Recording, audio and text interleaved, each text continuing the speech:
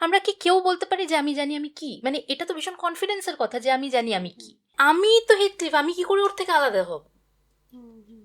মানে তারপরেও বলবে যে I can't think of our separation. সংকীর্ণ সম্মুখ মানে যেটা বললাম যে ইনকমপ্লিট প্লেজার, যে আহ, মিলন হচ্ছে, কথা হচ্ছে, দেখা হচ্ছে, সবই হচ্ছে, কিন্তু কোথাও যেন একটা অতৃপ্তি, সেইটা। লাইনটার ভিতরে যে কি হলো, হ্যাঁ, হ্যাঁ। মানে ভাগ্যিস আমরা একটা পাবলিক প্লেসে ছিলাম তখন। তার মানে যদি আমরা পাবলিক প্লেসে না থাকতাম তাহলে কি হতে পারত? লকুন অ্যান্ড হিজ সানস বলে একটা স্কাল্পচার আছে, হেলেনিস্টিক স্কাল্পচার। সেটা হচ্ছে যে লকুন হলো ট্রয়ের একজন প্রিস্ট।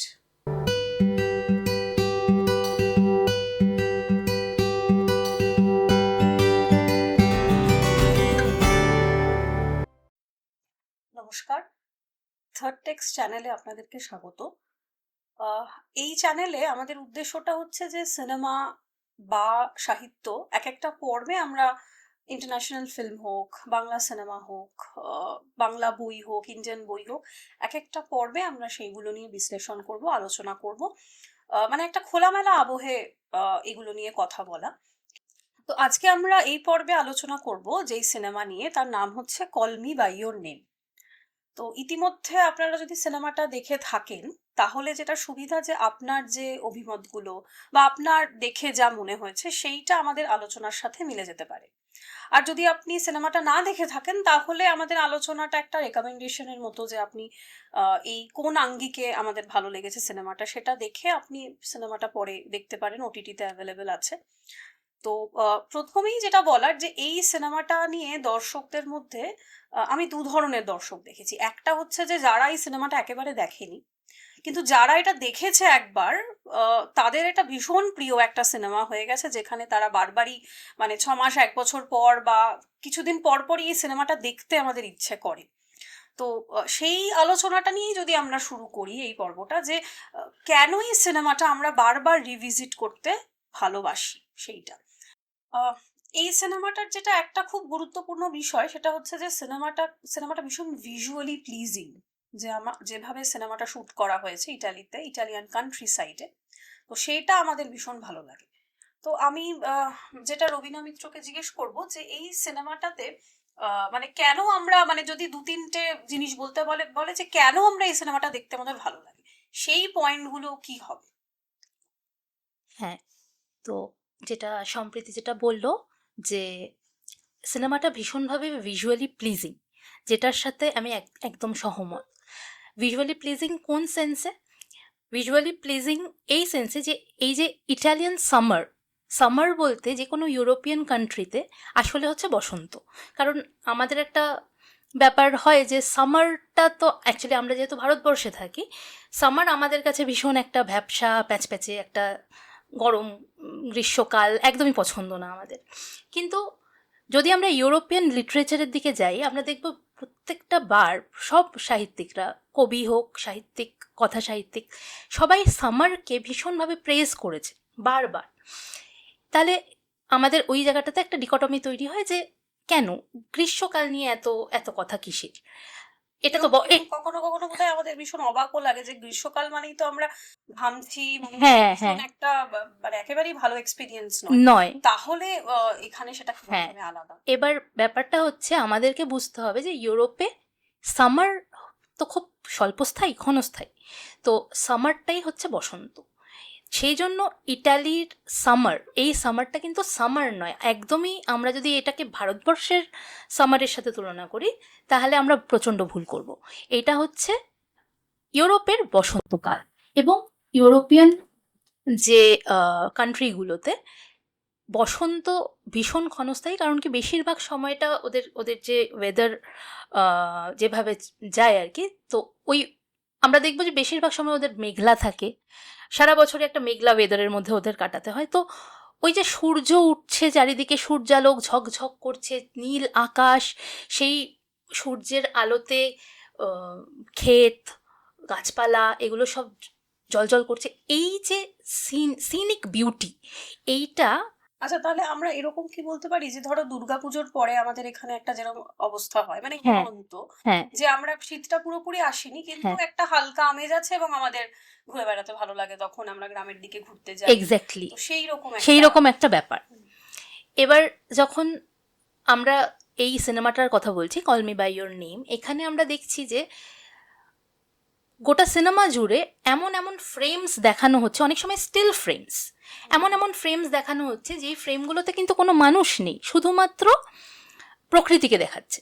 তো এই এটা অ্যাকচুয়ালি একটা উদযাপন, এটাকে একটা উদযাপন বলা যেতে পারে, যে সামারকে উদযাপন করা, বসন্তকে উদযাপন করা। আমরা শেক্সপিয়ারে যদি চলে যাই, আমরা দেখব শেক্সপিয়ারের যে মানে 154টা সনেট, তার মধ্যে প্রথম 126টা সনেট উনি লিখেছিলেন ফেয়ার ইউথকে, মানে ওনার একজন প্রেমিকের ব্যাপারে লিখেছিলেন, সেটা আমরা জানি। এবার ওখানে সনেট নাম্বার 18-এ উনি প্রথম লাইন লিখছেন, shall I compare thee to a summer's day,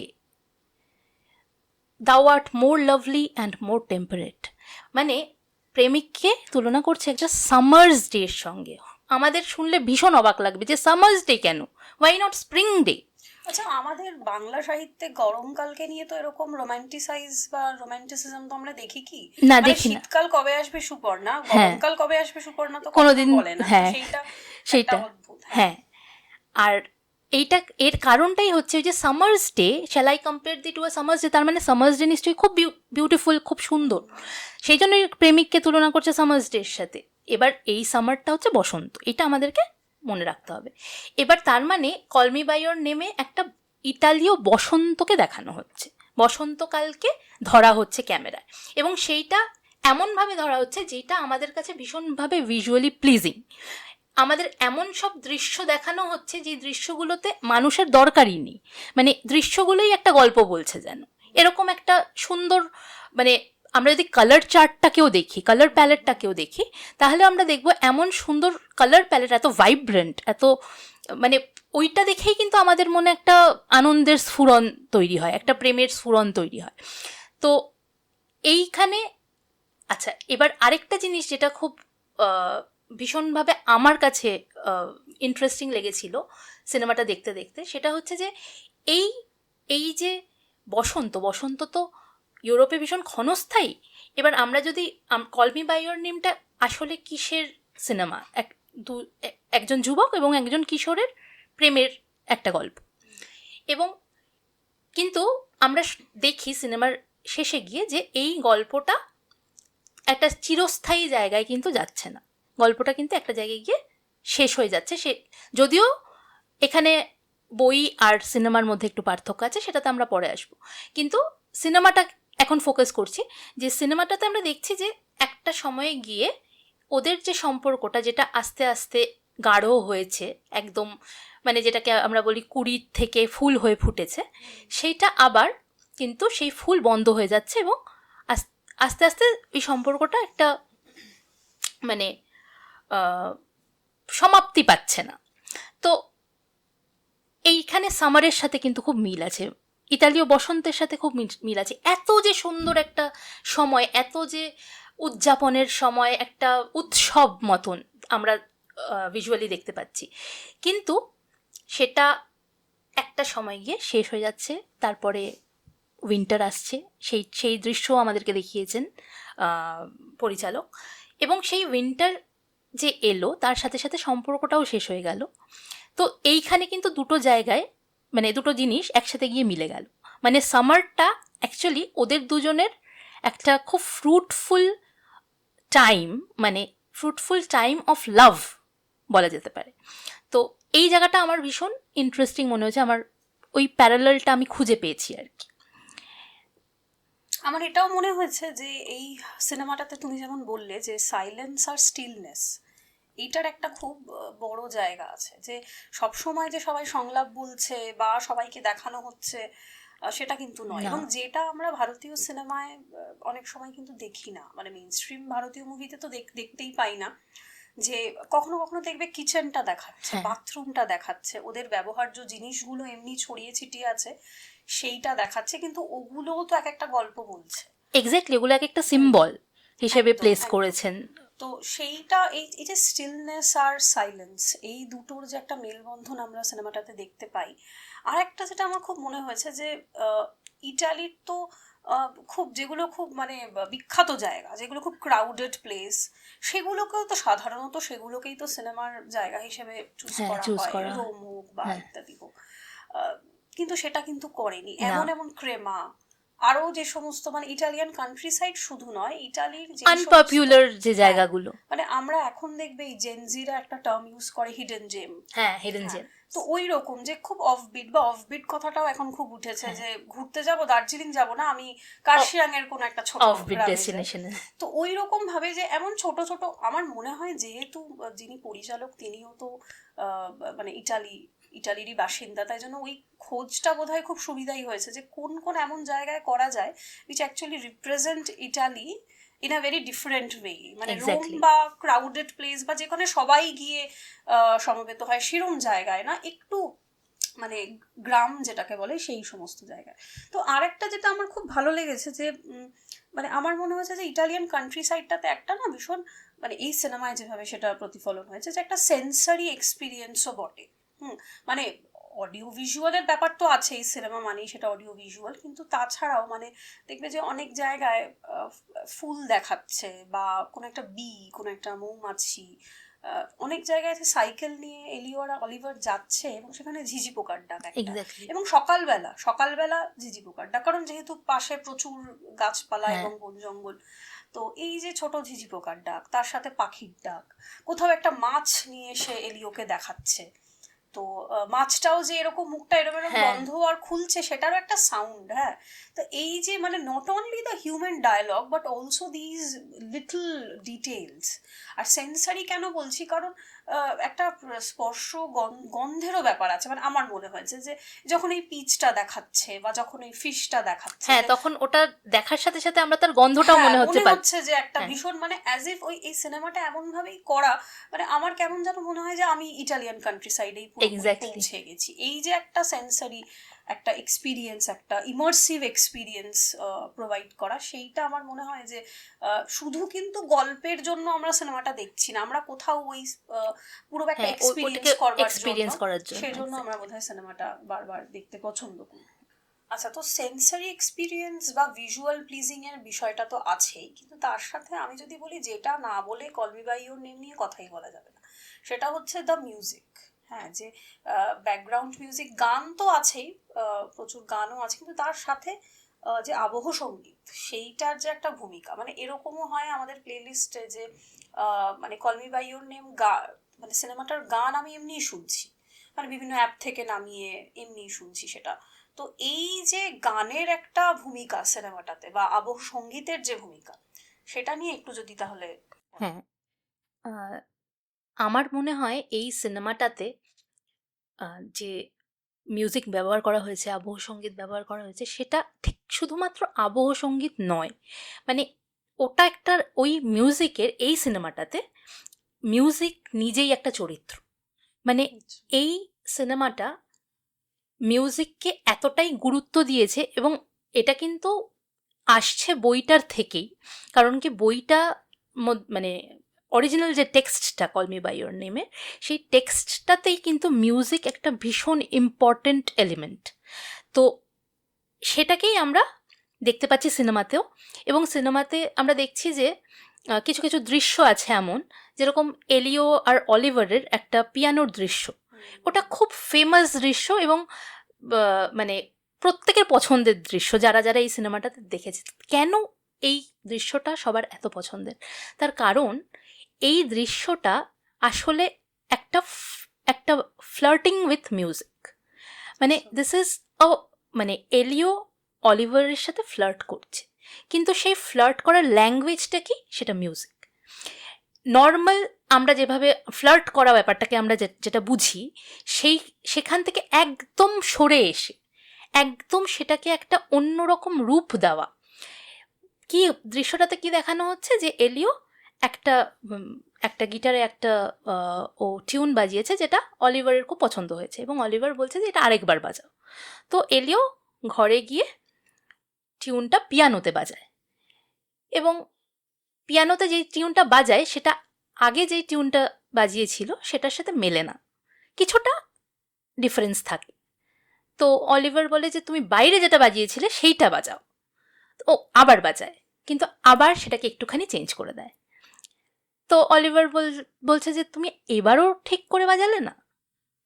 তো ও আবার বাজায়, এবং পরে যখন বাজায় তখন আবার সেটাকে চেঞ্জ করে দেয়। এবার যখন অলিভার ওকে জিজ্ঞেস করছে যে কেন তুমি এটা করছো, কেন তুমি আমি যেটা বলছি সেটা বাজাচ্ছ না, তো ও তখন বলছে যে আমি বাকের একটা টিউনকে আমি লিডসের মতন করে বাজাতে চাইছি। তারপরে বলছে বুসনির মতন করে বাজাতে চাইছি। তো তখন অলিভার বলছে কেন বাককে বাকের মতন কেন বাজাচ্ছ না তুমি, বাককে বাকের মতো বাজালে কি অসুবিধা? তো তখন ও একটা খুব খুব ভেগ উত্তর দেয় এলিও। ও বলে যে বাক এটা মানে গিটারের জন্য তৈরি করেননি, এই টিউনটা গিটারের জন্য তৈরিই নয়।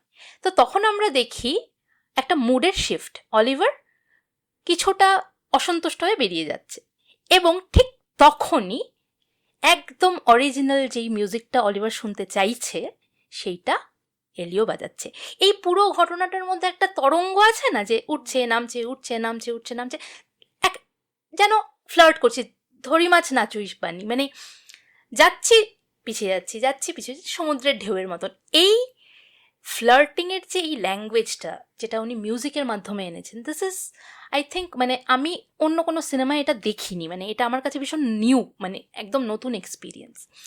এছাড়া বাকের মিউজিক যদি আমরা এমনিতে শুনি তাহলে বাক ভীষণ অর্ডারলি মিউজিক ক্রিয়েট করেন, মানে বাকের মিউজিক বা টিউন ভীষণ একটা সারফেস অর্ডার আছে তার মধ্যে, মানে একটা সিমেট্রি একটা সিমেট্রি আছে। এবং কখনো যখন উনি ওই সিমেট্রিটাকে ব্রেক করছেন, সেই ব্রেকিং অফ দ্য সিমেট্রিটাও কিন্তু একটা সিমেট্রির মধ্যে পড়ছে। তো all together it makes a beautiful symmetry. এই জিনিসটা আমরা এদের প্রেমের মধ্যে দেখতে পাই, মানে অলিভার আর এলিওর প্রেমের মধ্যে। তার থেকেও বেশি আমরা দেখতে পাই কার মধ্যে, এলিও তো অ্যাকচুয়ালি এলিওর যে পরিচয়টা আমরা পাচ্ছি বা এলিওকে আমরা যেভাবে দেখছি, এলিওর যে ক্যারেক্টারটা তার একটা বড় অংশ কিন্তু মিউজিক। ও মিউজিকের মাধ্যমে কথা বলে। ও অনেক সময় ও যা বলতে চায় সেটা কিন্তু মুখে বলে না, ও সেটা পিয়ানো বাজিয়ে বলে। পিয়ানোর যে টিউনগুলো ক্রিয়েট করে সেইটা দিয়ে ও একটা বার্তা পৌঁছতে চায় অলিভারের কাছে। এবার এই যে ওর ওর যে মেসেজ ও অলিভারকে দিচ্ছে থ্রু মিউজিক, এটা এটা আমরা কি দেখছি, এলিওর একটা এক্সটেনশন, মানে মিউজিকটা হচ্ছে এলিওর সোলের একটা এক্সটেনশন বেসিক্যালি। তো এবার এই মিউজিক যখন মানে দুজনের মধ্যে একটা সেতু বন্ধন করছে, বেসিক্যালি মানে এলিও আর অলিভারের মধ্যে মিউজিক একটা সেতু বন্ধন করছে। এলিও কিন্তু পুরোপুরি ইমার্সড ইন মিউজিক, আর অলিভার ইজ অ্যান অ্যাকাডেমিশিয়ান, ও কিন্তু পড়াশোনার মধ্যে রয়েছে। কিন্তু দুজনের ল্যাঙ্গুয়েজটা আস্তে আস্তে বুঝতে শুরু করে। অলিভার কিন্তু অ্যাজ আ ম্যাচিওর, মানে ও তো ওর 24 বছর বয়স যখন ও এসেছে রিসার্চ করতে, তো ওর 24 বছর বয়স, অবশ্যই ও বেশি ম্যাচিওর এলিওর থেকে। তো ওর কথা বলার ল্যাঙ্গুয়েজ কিন্তু সাইলেন্স। অলিভারকে আমরা মাঝে মধ্যে ভীষণ চুপ করে যেতে দেখি, ও চুপ করে ভাবছে। অনেক সময় সিনেমার মধ্যে আমরা দেখছি ও চুপ করে ভাবছে, চুপ করে বসে আছে, ভীষণ সংযম আছে, একটা অদ্ভুত সংযম আছে। আর বারবার বলছে, অলিভার বারবার বলছে আমি জানি আমি কি। এই কথাটা ভীষণভাবে আমাকে স্ট্রাইক করেছিল, কারণ আমরা কি কেউ বলতে পারি যে আমি জানি আমি কি? মানে এটা তো ভীষণ কনফিডেন্সের কথা যে আমি জানি আমি কি। তার মানে ওর ভিতরে ওই ম্যাচিওরিটি আছে যে ও জানে যে কতটা ও যেতে পারে এবং কোথায় গেলে ও ক্রস করে যাবে। যদিও ও সেটা ক্রস করে যায় সেটা আলাদা ব্যাপার, কিন্তু সেখানেই হচ্ছে প্রেমের মাহাত্ম্য।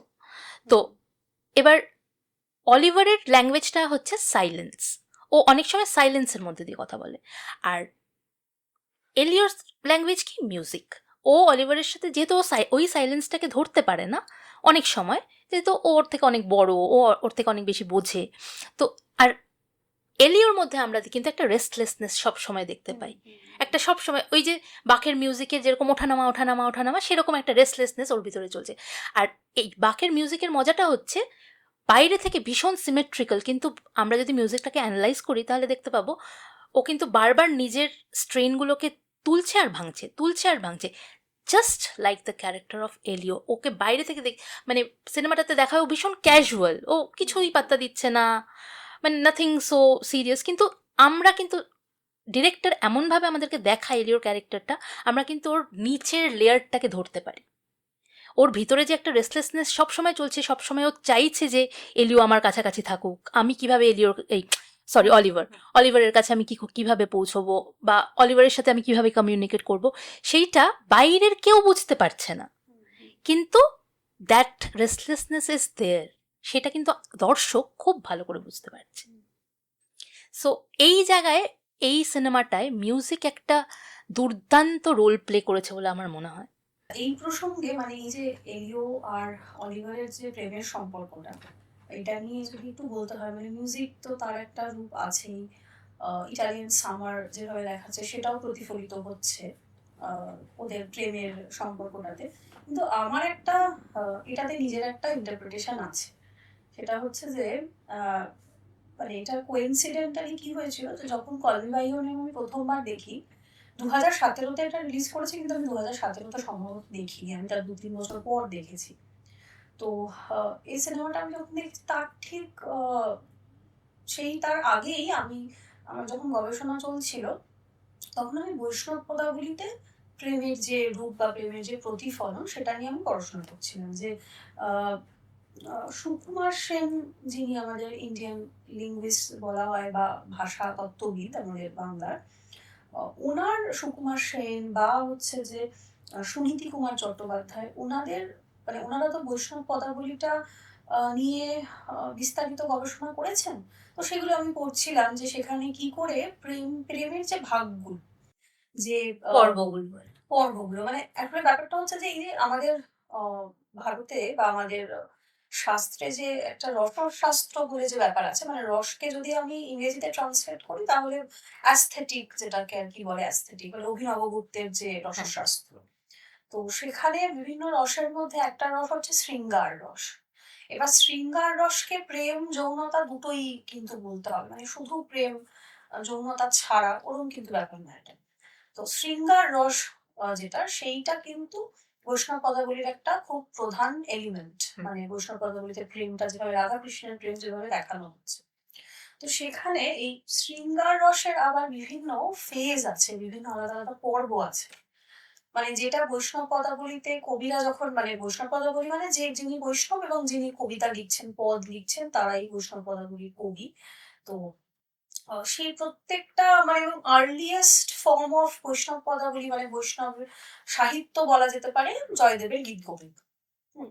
এবার জয়দেবের গীত গোবিন্দকে বলা হয় মানে ইজ আ ভেরি মানে কমপ্লিট টেমপ্লেট, কারণ ওখানে শৃঙ্গার রসের যে ভাগগুলো, ফেজ গুলো, মানে প্রেমের যে ফেজ, সেটা খুব ভালোভাবে চিত্রিত হয়েছে তাই জন্য।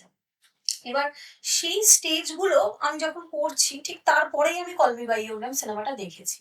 এইবার আমার যেটা মনে হলো, মানে এটা আমারই একটা মানে ইন্টারপ্রিটেশন বলা যেতে পারে, যে সেই ফেজ গুলোর সাথে আমি দেখলাম যে call me by your name এর প্রত্যেকটা যে প্রেমের আলাদা আলাদা পর্ব, সেটা একেবারে মিলে যাচ্ছে। তো এইটা আমার ভীষণ মানে মানে মজার লেগেছিল, যে এটা কি করে সম্ভব। মানে বৈষ্ণব পদাবলী, মানে আমি এটাও দেখেছি যে দেখার চেষ্টা করেছি যে এই শৃঙ্গার রসের যে ভাগগুলো, সেটার কি কোনো মানে ইউরোপিয়ান আহ, মানে কি বলবো প্যারালাল আছে, সেটাও দেখবার আমি চেষ্টা করেছিলাম যে সেটা থেকে কি কোনোভাবে অনুপ্রাণিত হয়ে। তারপর দেখলাম যে না, এক্স্যাক্ট সেরকম ভাবে কিন্তু কিছু নেই। নেই। তাহলে ওই তখন আমার মনে হলো যে কি জানি, তাহলে হয়তো প্রেমের বোধহয় একটা ইউনিভার্সাল ল্যাঙ্গুয়েজ আছে, একটা মানে কাইন্ড হ্যাঁ, অফ, একটা স্টেজ, মানে একটার পর একটা স্টেজ ধরে। হ্যাঁ হ্যাঁ স্টেজ ধরে, এবং সেটা আহ, মানে বৈষ্ণব পদাবলী হোক বা ইউরোপের ইটালিয়ান কান্ট্রি সাইডে একটা পুরো অন্য সময়ের প্রেমের গল্প হোক, কিন্তু সেটা মিলে মিলে যাচ্ছে। যাচ্ছে।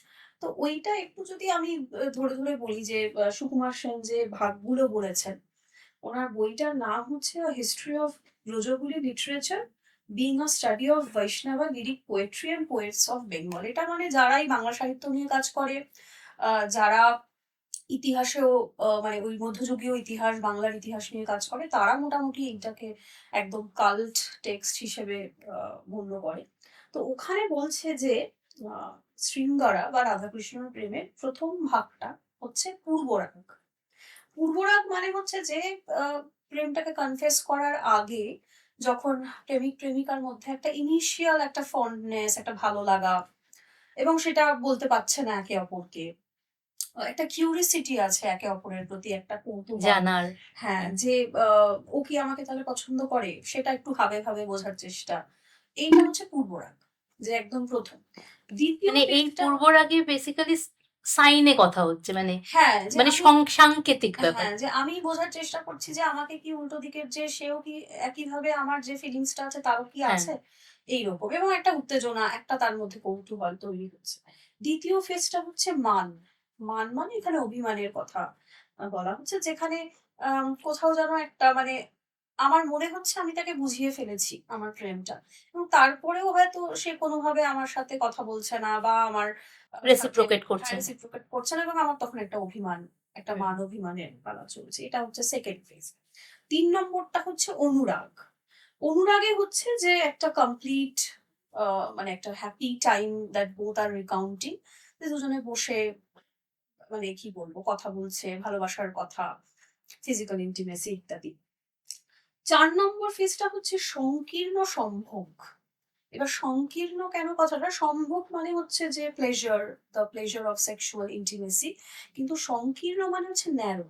তার মানে এই পর্বটা হচ্ছে যে সবই হচ্ছে কিন্তু কোথাও যেন একটা ইনকমপ্লিটনেস, কোথাও যেন একটা মানে হয়েও হচ্ছে না। একটা কোথাও যেন আটকে রয়েছে বিষয়টা। তো সেই জন্য ন্যারো বা ইনকমপ্লিট প্লেজার, এটা হচ্ছে ৪ নম্বর। ৫ নম্বরে আছে হচ্ছে জলক্রীড়া। মানে হচ্ছে ওয়াটার স্পোর্টস। মানে যেহেতু রাধাকৃষ্ণের প্রেমের গল্পগুলো সবই তো মানে ভারতের বিভিন্ন গ্রাম অঞ্চলের, সেখানে হ্যাঁ। লেক আছে, সেখানে পুকুর আছে। হুম? তো সেভাবে আরকি জলক্রীড়া। তারপরে হচ্ছে কুঞ্জলীলা। কুঞ্জলীলাটাকে যদি আমি ইংরেজি করি তাহলে বলে হচ্ছে যে প্যাভিলিয়ন স্পোর্টস। যে বিভিন্ন আ বাগান বা ওই যে আমি দেখি হুম। রাসলীলা যেমন হুম। বাগানে হয়, ঝুলন আরকি। তো বাগান বা কি বলবো মানে গাছপালা, এগুলোর একটা খুব বড় ভূমিকা আছে প্রেমে। ৭ নম্বরটা হচ্ছে সম্পন্ন। এটা মানে হচ্ছে যে যখন আমি আ একটা ভীষণভাবে একজন আরেকজনকে দেখে খুশি হচ্ছে, তৃপ্ত হচ্ছে এবং একটা কনফিডেনশিয়াল মানে তাদের মধ্যে গোপন কথা হচ্ছে, গোপনে আলাপচারিতা হচ্ছে, সেটা হচ্ছে সম্পন্ন। ৮ নম্বর হচ্ছে বিরহ। এবার বিরহ মানে হলো যে যখন মানে যেহেতু বৈষ্ণব পদাবলীর বেশিরভাগ পদই তো রাধার পার্সপেক্টিভ থেকে লেখা হয়েছে। তো এটা কিন্তু তাই জন্য এখানে বিরহে যেটা হচ্ছে যে রাধা বা গোপী বা যিনি আরকি প্রেমিকা, তিনি চিটেড ফিল করছেন। যে তার মনে হচ্ছে যে তিনি সারাদিন অপেক্ষা করছেন কিন্তু প্রেমিক আসছে না, আসছে না। এবং তার খারাপ লাগছে, তার ভীষণ কষ্ট হচ্ছে। সে তার লাভারকে ডাউট করছে, সন্দেহ করছে। এবং আ তার সাথে একটা বিরহ যন্ত্রণা চলছে। এটা হচ্ছে ৮ নম্বর। আর লাস্ট যে ফেজটা যেটা ৯ নম্বর, সেটা হচ্ছে খণ্ডিতা। খণ্ডিতা মানে হচ্ছে যে she is now completely shattered, Shattered. যে তার আর মানে সে বুঝে গেছে যে প্রেমিক যে সে আর আসবে না। এবং ফলে মানে এখানে রাধাকৃষ্ণ প্রেমের ক্ষেত্রে কৃষ্ণ যেহেতু মথুরায় চলে যাচ্ছে আ রাধাকে ছেড়ে এবং ব্রজভূমি ছেড়ে, এবং সেখানে গিয়ে সে তো রাজা, সে মথুরার রাজা। তো সে আর কিন্তু সেই গোপাল বালক সে আর নেই। মানে রাধার প্রেমিক নেই, বা সেখানে যে একটা খুব খোলামেলা মাঠে যে বিচরণ করে বেড়াতো, বা সে কিন্তু আর সেটা নয়। তো খণ্ডিতা। বিরহ আর খণ্ডিতার মধ্যে কিন্তু একটা পার্থক্য আছে। সেটা আমি একটু পরে আসছি, যে এবার এইটা পড়ার পর আমি কিভাবে আমার মনে হলো যে 'call me by your name' এর যে প্রেমের যে ফেজ গুলো সেটা একেবারে মিলে যায়। সেটা যদি আমি একটু সিনেমাটা ধরে, ধরে বলি যে সিন গুলো। যেমন ধরো এই যখন পূর্বরাগ, যেটা আমি বলছিলাম যে পূর্বরাগ মানেই হচ্ছে একটা ইনিশিয়াল কিউরিওসিটি একে অপরের প্রতি, এবং তার সাথে একটা ঈর্ষা, একটা বোঝার চেষ্টা, আবার একটা ভীষণ অ্যাডমিরেশন ও বটে। এটা দেখবে যখন আ অলিভার আসছে আ ১ম, তারপরে কিন্তু এলিও ওকে বোঝার চেষ্টা করছে, এবং সেখানে একটা খুব অলিভারের পক্ষ থেকে একটা রুডনেস আছে। হ্যাঁ। কি করে যে দেখবে যে অলিভার বলছে যে সব কথায় বলছে লেটার। লেটার। তো এইটাতে ১ম এ ওর খুব খারাপ লাগছে যে এত উদ্ধত্ত কেন? মানে আমাদের বাড়িতে এসছে কাজ করতে, গবেষণা করছে। আমার বাবার কাছে এসছে, আ বা বা মানে ইটালিতে এসছে, মানে ইউরোপ থেকে মানে সরি ইংল্যান্ড থেকে ইটালিতে এসছে। না, আমেরিকা থেকে। আমেরিকা থেকে, হ্যাঁ। তো তাহলে আ কেন এই ঔদ্ধত্য? তো এই একটা রুডনেস, কিন্তু তার সাথে সাথে একটা অ্যাডমিরেশনও আছে। কেন? কারণ যখন ওই একটা আলবুকার্ক বা ওই অ্যাপ্রিকট নিয়ে হ্যাঁ একটা আলোচনা হবে যে ওর বাবা ওকে পরীক্ষা করছিল আসলে অলিভারকে, যে ও আদৌ মানেটা জানে নাকি এটিমোলজির যে ডিফারেন্সটা। তখন ও তো ভীষণ মানে সেটা দারুণভাবে আরকি বোঝাবে যে কিভাবে পুরো ওই শব্দের ট্রান্সফরমেশনটা হয়েছে। তো তখন এলিও কিন্তু একটা মুচকি হাসি দিচ্ছে যে এই যে একটা অ্যাডমিরেশনও তৈরি হচ্ছে, যে ওর ইন্টেলেক্টটা দেখে, ওর হ্যাঁ কথাবার্তা, ওর কনফিডেন্সটা দেখে ও যেমন খুব মানে আপ্লুত হচ্ছে, কিন্তু সাথে সাথে একটা কিউরিওসিটি আছে যে কি চাইছে, কি ভাবছে। এবং তার সাথে একটা মানে রুডনেসটা যে ওর পছন্দ হচ্ছে না সেটাও আবার মাকে জানাচ্ছে। হ্যাঁ যে এই যে লেটার বলছে, এভাবেই কিন্তু একদিন ও চলে আমাদেরকে যাবে চলে হ্যাঁ যাবে। That's how he will say good bye to us yes at the end. তো এইভাবে। তো এটাকে যদি আমরা একটা পূর্বরাগের মতো ধরি, যে কেউ কিন্তু কনফেস করেনি একে অপরের প্রতি। কিন্তু ওই একটা ভালো লাগা এবং একটা কিউরিওসিটি একসাথে। এর পরেরটা ধরো মান অভিমান যেটা বললাম। তো এই যে তুমি কিছুক্ষণ আগে মিউজিকের সিনটা বলছিলে, যে music through the language of music, সেখানে একটা দুজনে একটা লাভ ল্যাঙ্গুয়েজ ওটা। তো সেখানে দেখো আমার ওই জায়গাটার মধ্যে একটা ভীষণ প্লেফুলনেস আছে। মানে আমরা প্রেমে একটা টিজ করা, হ্যাঁ একটা বিব্রত করা, হ্যাঁ, একটুখানি টন্ট করা, এগুলোও তো খুব প্রেমের প্রথম দিকের এগুলো একটা থাকে। তো সেইটা যদি আমরা ধরি, যে তারপর দেখবে একটা সিন আছে যেখানে অনেকে ফুটবল খেলছে। এবার তখন হ্যাঁ আহ অলিভার এসে এলিওকে একটা পিঠে একটা মাসাজ দেওয়ার চেষ্টা করে। তখন এলিও ভীষণই মানে বিরক্ত হচ্ছে, এরম ভাবে চলে যাবে। তো এই যে একটা যে তুমি রুড, তাহলে আমিও কিন্তু রুড। হ্যাঁ হ্যাঁ, তো এই যে একটা টিট ফর ট্যাট, একটা টন্ট করা, টিজ করা, এই যে একটা প্লেফুলনেস, এটাকে আমরা যদি মান অভিমান ওই ফেজের সাথে ইয়ে করতে চাই, মানে ভালোবাসার ব্যাপারটা খুব, এটা খুব মজার, মানে এই ফেজ গুলোতেও শৃঙ্গারেও, যে ব্যাপারটা কিন্তু একদম লিনিয়ার, একটা মানে সোজা ভাবে চলছে, একে হ্যাঁ অপরকে শুধু সেটা তো নয় ভালোবাসার কথা বলে যাচ্ছে, এরম তো নয় আসলে। হ্যাঁ যেটা ইন্ডিয়ান মেইন স্ট্রিম ফিল্ম গুলোতে দেখায় আর কি, যে আহ, মানে ভালোবাসা মানেই হচ্ছে যে ওই গিয়ে আমি ইজহার করলাম, আমাকে হ্যাঁ বললো, তারপর চললো ব্যাপারটা। এবং দেখায় কি যে যা অবস্টাকেল সেটা বাইরে থেকে আসছে, হ্যাঁ হ্যাঁ সেটা কিন্তু নয় সেটা কিন্তু নয় সবসময়।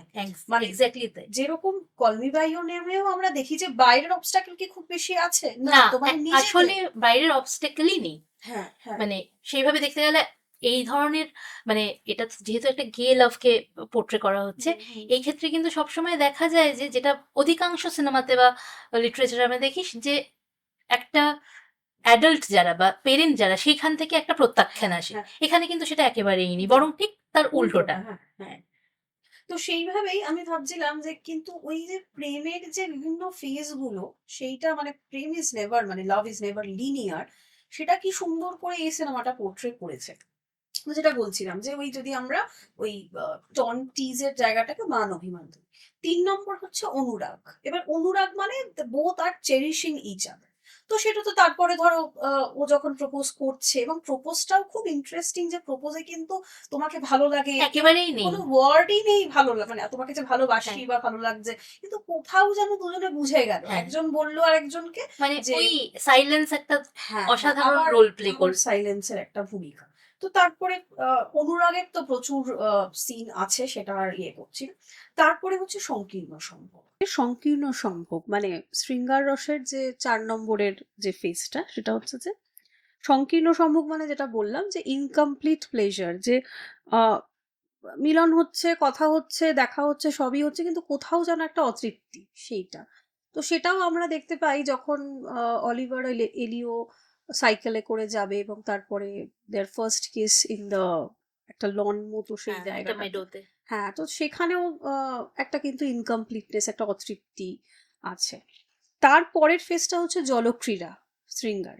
এবার কি অদ্ভুতভাবে ওই সিন, সাইকেলের সিনটার ওই কিসটার পরেই যে সিনটা, সেটা হচ্ছে জলে, লেকে, হ্যাঁ যে দুজনে মিলে গিয়ে ওই এলিও হ্যাঁ বলবে। ওই জায়গাটার একটা খুব ওই যে ওটাকে মনেস বার্ম বলছে যে জায়গাটাতে আচ্ছা। এলিও নিয়ে গেল অলিভারকে হুম, হুম। ওটা ইমপ্রেশনিস্ট যে পেইন্টার ক্লদ হুম। মনি আচ্ছা। তার একটা ছবির সঙ্গে ওই জায়গাটার একদম একদম মিলে যায় ছবিটা মানে ছবিটা থেকে হ্যাঁ অনুপ্রাণিত আর কি। অনুপ্রাণিত হ্যাঁ। যেখানে বসে ওখানে সিনেমাটাতে যেরকম এলিও বলে হুম, যে আমি হুম। এখানে বসে কত বই পড়েছি হ্যাঁ। হ্যাঁ, মানে একটা সেক্লুশন হুম। একটা আত্মনিমগ্ন হয়ে যাওয়ার ব্যাপার ওই ওটার সাথে কিন্তু ওই জায়গাটার সাথে এলিওর ওই সম্পর্ক, সেখানে ও তার সব থেকে ট্রাস্টেড এবং তার সব থেকে মানে যার প্রতি ও ফিল করছে একটা ভালোবাসা, তাকে নিয়ে যাচ্ছে। মানে এটা কিন্তু একটা ব্যারিয়ার ব্রেক করার মতন, যেখানে ওকে ইনভাইট করছে ওর একটা প্রাইভেট প্লেসে ঢোকার জন্য। তো সেই দিক সেটার থেকেও একটা হ্যাঁ, তো জলক্রীড়া, এবার এটাই আমার খুব মজার লাগছিল যে সংকীর্ণ সম্ভোগের পরেই জলক্রীড়াটা শৃঙ্গার রস ফেজ হিসেবে আছে, আবার সিনেমাটাতেও সেভাবে পরপরই দেখাচ্ছে। তারপরে কুঞ্জলীলা, কুঞ্জলীলাও তো আমরা এখানে প্রচুর সিন পাই যেখানে মানে the pastoral, the green site is the space for love for them, হ্যাঁ তো সেটা তো আছেই। এবং তারপরে হচ্ছে সম্পন্ন ফেজ, যেটা সম্পন্ন ফেজ মানে যেখানে দুজনে ইন্টিমেট কনভারসেশন, তাদের মধ্যে একটা প্লেজার অফ বিং টুগেদার, সেগুলো আছে। তো সেটা তো আমরা ওই একটা রাতের যখন চিঠিতে, একটা চিঠি না, একটা ছোট নোটে চিরকুট, জানাবে, হ্যাঁ হ্যাঁ চিরকুটে জানাবে যে আমি রাত্রিবেলা দেখা করব। তারপরে রাত্রিবেলা দুজনে মিশে ব্যালকনিতে বসে বেশ অনেকক্ষণ গল্প করবে। তো ওটাকে যদি আমরা একটা সম্পন্ন ফেজ হিসেবে ধরি, হ্যাঁ, যে যৌনতা আছে, তার সাথে একটা কথা বলা, দুজনে দুজনকে জানা সেই সেই রাত্রিবেলা, নার্ভাসনেস প্রথম দিকের ওই, একদম একদম। তো ওইটা যদি সম্পন্ন ধরি, তারপরে হচ্ছে বিরহ। এবার বিরহটা আমরা যদি, যখন অলিভার ট্রেনে করে চলে যাচ্ছে আর এলিও প্রথমে অত বুঝতে পারছে না, তারপরে যখন বুঝতে পারছে যে ও আর নিজেকে নিজে সামলাতে পারছে না, তখন মাকে ফোন মাকে করছে ফোন বুথ করছে। থেকে, ফোন করে বলছে যে এসো, এবং গাড়িতে ওঠার পরেই তারপর সম্পূর্ণ মানে জার্নিটা ধরেই কেঁদে যাচ্ছে ইত্যাদি। তো ওটাকে যদি আমরা বিরহ ফেজ হিসেবে ধরি, যে চিটেড বিষয়টা, মানে এখানে চিট বা বিশ্বাসঘাতকতার প্রশ্ন আসবে না, কিন্তু ওই যে একটা শেষ হয়ে যাচ্ছে, এই সেই যে ফিলিংটা, সেই ফিলিংটা। এবার এই যে বিরহ আর খণ্ডনের মধ্যে খণ্ডিতা খণ্ডিতা, ফেজ, এটার মধ্যে যে বলছিলাম যে একটা ডিফারেন্স আছে। তো খণ্ডিতাটা কিন্তু একেবারে শেষে, যখন ও ফোন কলটা পাবে যে হ্যাঁ অলিভারের বিয়ে হয়ে যাচ্ছে, তো এবং তখন বাইরে বরফ পড়ছে, ফায়ার প্লেসের সামনে এসে ও কাঁদছে, এবং ওইটাকে যদি আমরা খণ্ডিতা ফেজ ধরি, যে যেখানে কিন্তু হি ইজ কমপ্লিটলি শ্যাটার্ড, এবং ও আর কিন্তু কোনো আশা নেই, মানে হ্যাঁ, যখন ট্রেনে করে চলে যাচ্ছিল তখন তাও একটা আশা ছিল যে আর কি দেখা হবে, আর কি আসবে, কিন্তু যখন লাস্টে ফোন কলটা হচ্ছে, তারপরের জায়গাটা হচ্ছে যে এই সম্পর্কটা আর এগোনোর কোনো জায়গা নেই। তাহলে ওটা যদি আমরা খণ্ডিতা হিসেবে ধরি।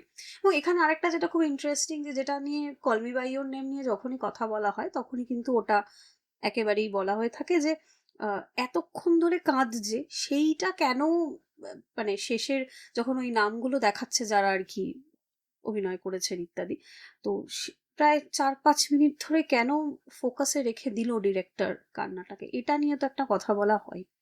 তো সেটা নিয়েও আমরা আসবো, যে ইমোশনাল হ্যাঁ এক্সপ্রেশনের যে বিষয়টা এখানে আসছে সেইটা।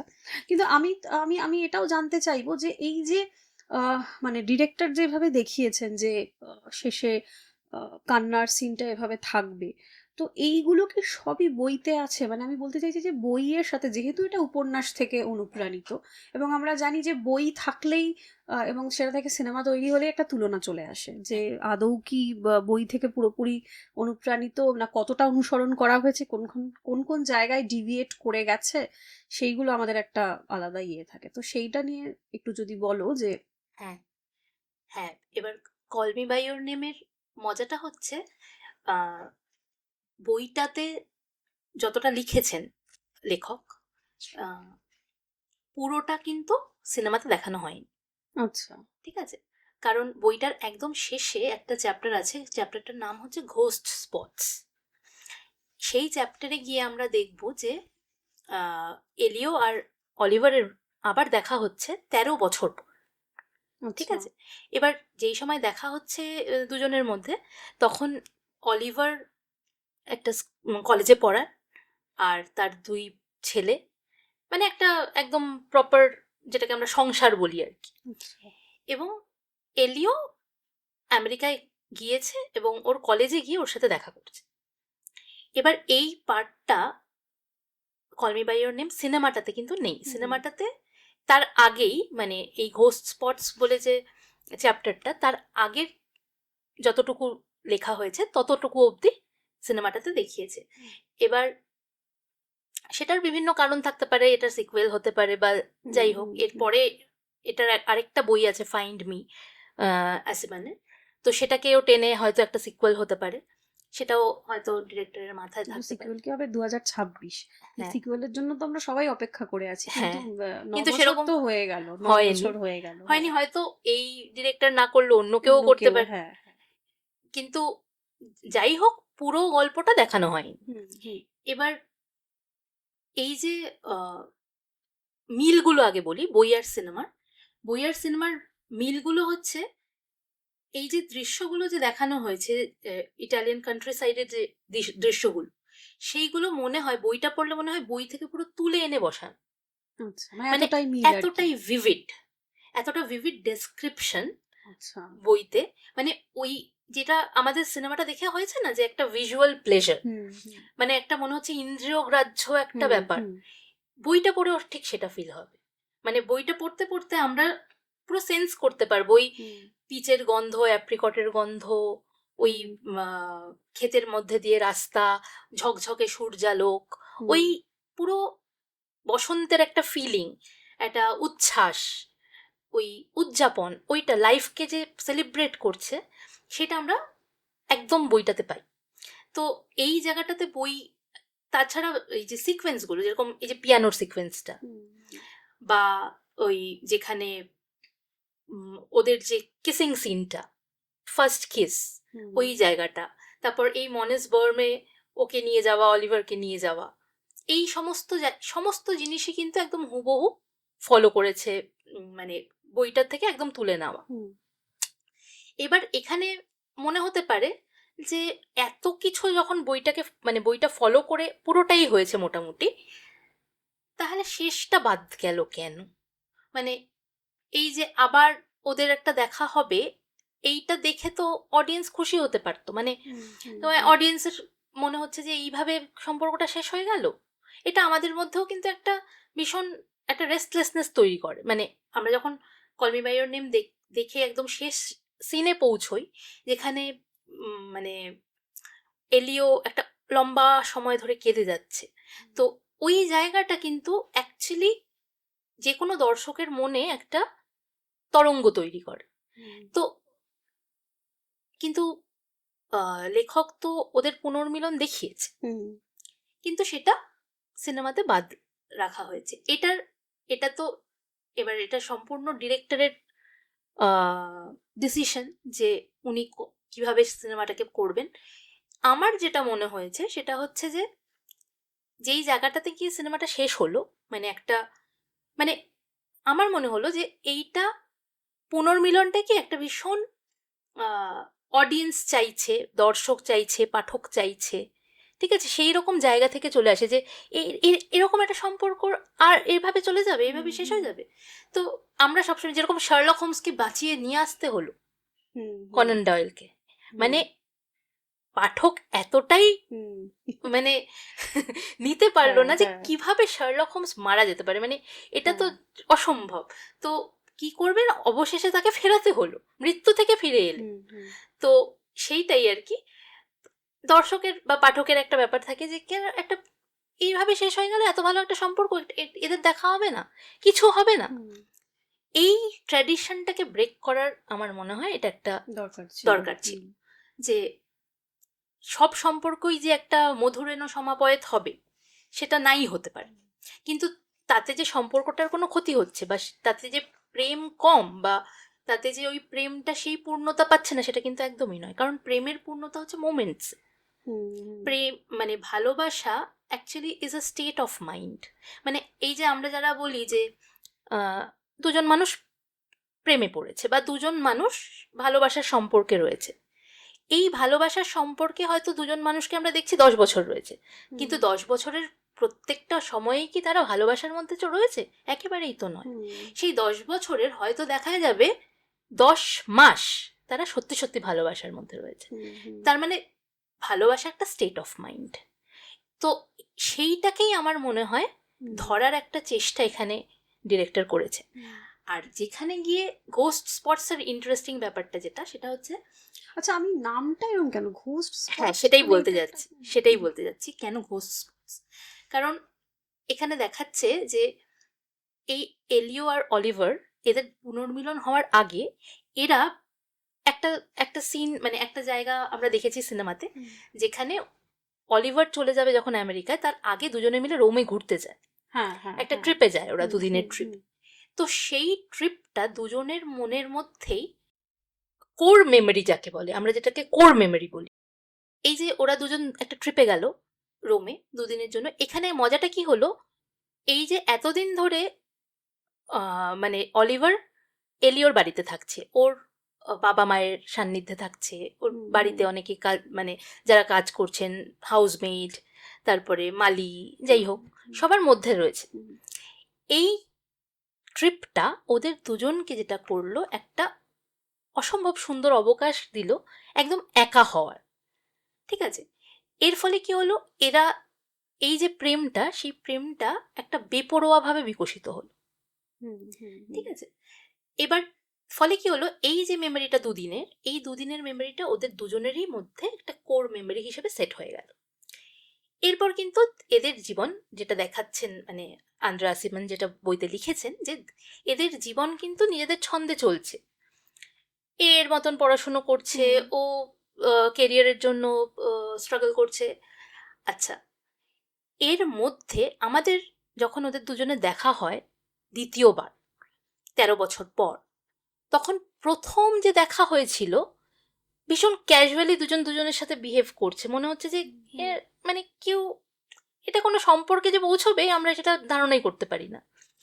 তো সেকেন্ড বারও যখন দেখা হচ্ছে দুজনে ভীষণ ক্যাজুয়াল, কথাবার্তা হচ্ছে একদম ক্যাজুয়ালি, হুম, হুম।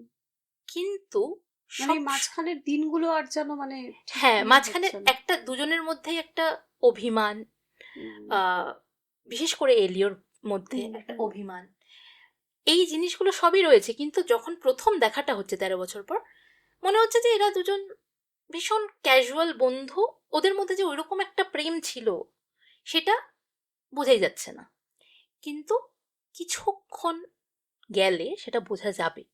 ঠিক আছে, এবং আমরা জানতে পারছি কেউ দুজনের কথাবার্তার মধ্যে যে ইতিমধ্যে এরা দুজনেই বারবার করে রোমে ফিরে গেছে, একে আচ্ছা, অপরের আচ্ছা। কাছে ফিরে যায়নি, বারবার করে এমন একটা জায়গায় ফিরে গেছে যেখানে ওদের প্রেমটা স্থায়ী, আচ্ছা, আচ্ছা। এমন একটা জায়গা দুজনেই রিভিজিট করেছে বারবার গিয়ে, হুম, যেখানকার মেমোরি ওদের কাছে সব থেকে কি বলবো প্রাইসলেস। হুম। এবং ওই জায়গাগুলোকে লেখক বলছেন ঘোস্ট স্পটস, আচ্ছা, আচ্ছা। ওই জায়গাগুলো, কারণ কি ওই সম্পর্কটা তো ওইভাবে আর নেই, ও সম্পর্কটা তো চলে গেছে। হুম, হুম। আচ্ছা, সম্পর্কটা তো চলে গেছে, কিন্তু তার মেমোরিটা একদম স্থির হয়ে হুম, মানে হুম। একদম ওইভাবেই সেট হয়ে গেছে ওদের মাথায়। তো এই যে রিভিজিট করা ওই জায়গাগুলোতে, এবং যখন ওরা রিভিজিট করছে তখন ওরা এটা জানে যে ওই যেই স্টেট অফ মাইন্ডে ওরা সেখানে গিয়েছিল সেই স্টেট অফ মাইন্ডে আর কোনোদিন ফিরে আসতে পারবে না। তো সেইটাকে ওই মেমোরিটার ঘোস্ট ওদেরকে তাড়া করে বেড়াচ্ছে, hmm, hmm. That is why it is ghost sports. এবার মজাটা হচ্ছে এই যে 13 বছর পর দেখা হলো দুজনের, আস্তে আস্তে কথা হচ্ছে, প্রথমে কলেজে গিয়ে ওদের মধ্যে একটা কথা হলো, সেখানে দেখছে এলিও দেখছে যে ওই মনেস বর্মের একটা পোস্ট কার্ড এলিও অলিভারকে পাঠিয়েছিল কিছু বছর আগে। আচ্ছা। তো সেই মানে পোস্ট, যেখানে আর কি ওরা দুজনে এই লেকটাতে হ্যাঁ হ্যাঁ গেছিল, হ্যাঁ, ওর যে এলিও সিক্রেট স্পটটা। স্পট, হুম, হুম। তো ওই ওটাকে ফ্রেম করে, ওই পোস্ট কার্ডটাকে ফ্রেম করে অলিভার ওর অফিসে টাঙিয়ে রেখেছে। আচ্ছা। ঠিক আছে, এবং পোস্ট কার্ডটা নিয়ে কথা হচ্ছে, তখন অলিভার বলছে যে মানে পোস্ট কার্ড গুলোকে যখন ফ্রেম করা হয় তার পিছনে কিছু ইনস্ক্রিপশন লেখা হয়। হুম, হুম। তো এবার এলিও ওকে জিজ্ঞেস করছে, অলিভারকে জিজ্ঞেস করছে যে তুমি কি মানে তুমি কি লিখিয়েছো এই পোস্টকার্ডটা ফ্রেম করার সময়, তুমি পিছনে কি লিখিয়েছো? তখন অলিভার বলছে জাস্ট 2 ওয়ার্ডস। এবার বলছে লেট মি গেস, এবার এলিও বলছে লেট মি গেস। হুম। কি ও কি বললো যে আহ, ওই লেটার কথাটা বারবার বারবার বলতো, হ্যাঁ, হ্যাঁ, ওই হ্যাঁ। ইয়ে অলিভার বলতো, তো ইফ নট নাও লেটার, এটাই হবে। হুম। তখন ও বলছে, আমি বললাম 2টো ওয়ার্ড, এটা কি দুটো ওয়ার্ড? তো তারপর ও কিছুক্ষণ চেষ্টা চরিত্র করে ছেড়ে দিল, হাল ছেড়ে দিল। তারপরে অলিভার বলল যে ও কি লিখিয়েছে, সেটা বলছে কর্কর্ডিয়াম। এই কথাটার মানে হচ্ছে হার্ট অফ হার্টস। ওই পুরো ব্যাপারটা ফিরে এলো একটা লাইনে, একটা ছোট্ট লাইনে। ওদের যে পুরো পাস্ট মেমোরিজ, ওই প্রেমের তীব্রতা, সেটা পুরো ফিরে এলো। এবং তারপরে দুজনের মধ্যে কিন্তু মান অভিমানের কথা হচ্ছে, এবং আস্তে আস্তে এর পরের লাইনটা ভীষণ সিগনিফিকেন্ট। এই যে কর্কর্ডিয়ামের কথাও বললো, হার্ট অফ হার্টস, এটা কোন ভাষা? কর্কোডিয়াম এটা গ্রিক। গ্রিক হবে। এবং এই লাইনটা বলার পর ও বলছে যে আজ অব্দি আমি কাউকে এর থেকে বড় সত্যি কথা বলিনি। মানে কর্কর্ডিয়াম হার্ট অফ হার্টস বললো, বলে অলিভার ওকে বলছে যে এর থেকে বড় সত্যি কথা আমি আজ অব্দি কাউকে বলিনি। তো এই কথাটাতে অনেক কিছু প্রকাশ হয়ে গেল। তারপরের একটা ন্যারেটিভের একটা লাইন ভীষণ ইম্পর্টেন্ট, মানে যেখানে এটা এলিও ভাবছে, নিজের মনে ভাবছে, এবং লাইনটা হচ্ছে যে লাইনটার মানে করলে দাঁড়ায় যে ভাগ্যিস আমরা একটা পাবলিক প্লেসে ছিলাম। আচ্ছা, হ্যাঁ, হ্যাঁ, মানে এইটা কিন্তু একটা লাইন, কিন্তু এই লাইনটার ভিতরে যে কি হলো, মানে ভাগ্যিস আমরা একটা পাবলিক প্লেসে ছিলাম তখন। তার মানে যদি আমরা পাবলিক প্লেসে না থাকতাম তাহলে কি হতে পারত। তো এই যে একটা ইমোশনাল আপহিভাল বলা যেতে পারে এটাকে, মানে দুজনের মধ্যে একটা ইমোশনাল আপহিভাল হচ্ছে, কিন্তু মানে সেটা কোথাও কোথাও গিয়ে মানে ওই জায়গাটায় পৌঁছচ্ছে না। তার কারণ হচ্ছে একটা সামাজিক বাধা রয়েছে, পরিণতি তো পাচ্ছে না। মানে কারণ কি, অলিভার তো বিবাহিত, অলিভার তারপরে জিনিসটাকে ঘোরানোর জন্য বলছে তোমার কিন্তু আমার বাড়িতে যাওয়া উচিত, আমার ছেলেদের সাথে দেখা করা উচিত, এই সমস্ত বলছে। তার মানে কি, প্রেমটা প্রেমের জায়গাতেই আছে, মানে ওই ইন্টেন্সিটিটা আছে, কিন্তু দুজনের মধ্যে এই সেন্সটাও আছে যে এটা ফিউটাইল, ফিউটাইল ডিভাইসেস।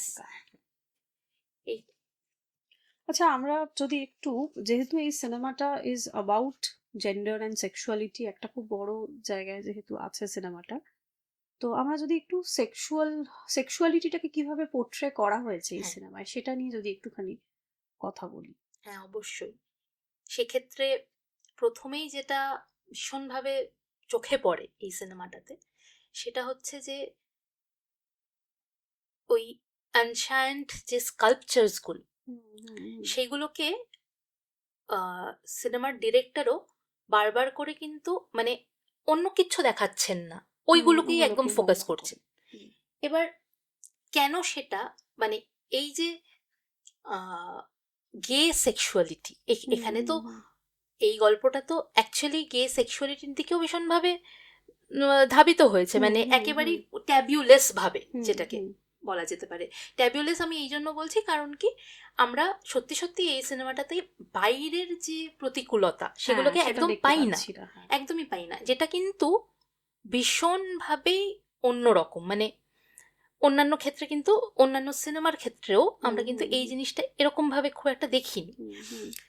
তো এইটা, এবার যেহেতু গে সেক্সুয়ালিটি নিয়ে কথা হচ্ছে, এই যে আমরা সবসময় কোনো খুব সুন্দর দেখতে পুরুষের ক্ষেত্রে আমরা সবসময় বলে থাকি গ্রিক গডের মতন দেখতে, গ্রিক গড, তাহলে ওইখানে একটা ওই নান্দনিকতা, পুরুষের চেহারার নান্দনিকতা, লালিত্য, ওই জিনিসগুলো চলে আসছে ভীষণভাবে। এবং এখানে একটা কথা বলার, যে যখনই আমরা মানে শরীর, মানে whenever we are talking about body, bodily beauty, আমরা দেখবে যে ওই ফেমিনিন বিউটির দিকে মানে body is equals to femininity, এইদিকে চলে যায়, কিন্তু সেটা এখানে কিরকম ভাবে ভাঙছে, একদম ট্র্যাডিশনটাকে ভাঙছে। আর আরেকটা জিনিস, ওই যে একটা সিন আছে যেখানে জল থেকে তুলে আনছে একটা প্রত্নতাত্ত্বিক মূর্তি, এবং আমরা দেখতে পাচ্ছি মূর্তিটার বিভিন্ন জায়গায় ভাঙা, ঠিক আছে। এই যে ভাঙা মূর্তি, কিন্তু আমরা দেখবো অলিভার সেই মূর্তিটার ঠোঁটের উপর হাত বোলাচ্ছে, ঠিক আছে। তো ভাঙা হোক, কিন্তু তাতে কিন্তু তার সৌন্দর্যের এক ফোঁটাও কোনো রকম কমতি হয়নি বা খামতি হয়নি। এবার সৌন্দর্য, ওই যে একটা কথা আছে না যে সৌন্দর্য তো পারফেকশনের মধ্যে নয়, সৌন্দর্য হচ্ছে ইমপারফেকশনের মধ্যে। তো এদের যে সম্পর্কটা, এলিও অলিভার, এদের যে সম্পর্কটা, এই সম্পর্কটাও তো পারফেক্ট নয়, কোনো দিক দিয়েই পারফেক্ট নয়, কিন্তু সম্পর্কটা তো সুন্দর। আমরা তো কোনোভাবে অস্বীকার করতে পারবো না যে এই সম্পর্কটার মানে এই সম্পর্কটার সৌন্দর্যকে আমরা কোনোদিন অস্বীকার করতে পারবো না, সেটা কোয়েশ্চেনই করা যাবে না। কিন্তু এই সম্পর্কটা পূর্ণতা পেলো কি পেলো না, সেটা that is a different question. ঠিক আছে? তো অনেক সময় আমাদের মনে হয় যে সম্পর্ক পূর্ণতা পেলো না, তার মানে সেই সম্পর্কের কোনো ভিত নেই বা সেই সম্পর্ক সুন্দর কিভাবে হলো। কিন্তু এইটাকেও কিন্তু ভেঙেছে গল্পটা, যে সম্পর্ক যে সবসময় পূর্ণতা পাবে তার কোনো মানে নেই, কিন্তু সেটা যদি নাও হয় একটা সম্পর্ক কিন্তু বিভৎসভাবে সুন্দর হতে পারে। ঠিক আছে? তো এখানে ওই আমরা বলছিলাম যে মেল সেক্সুয়ালিটির কথা। মেল সেক্সুয়ালিটি বলতে গিয়ে আরও একটা জিনিস যেটা মাথায় আসে, সেটা হচ্ছে যে এই এলিও আর অলিভার, এই দুজনের যে সেক্সুয়ালিটি জিনিসটা কিন্তু খুব মানে কি বলবো, মানে ভীষণ অনেকক্ষণ ধরে দেখানো হয়েছে, বা মানে ওটার উপর পুরো ফোকাসটা চলে গেছে সিনেমার, একেবারেই সেটা হয়নি। খুব হয়তো মানে গোটা সিনেমাটা যদি আমরা কনসিডার করি, তার মধ্যে ভীষণ ছোট্ট একটা সময় কিন্তু মানে প্রপার সেক্সুয়ালিটি যেটাকে বলা হয় সেটা দেখিয়েছে। কিন্তু সেক্সুয়ালিটির যে ফিলিং, যে রোমাঞ্চ, ঠিক আছে, যে একটা এক্সাইটমেন্ট, উত্তেজনা, সেটা কিন্তু সারাটা সিনেমা ধরে চলেছে। তার মানে এই যে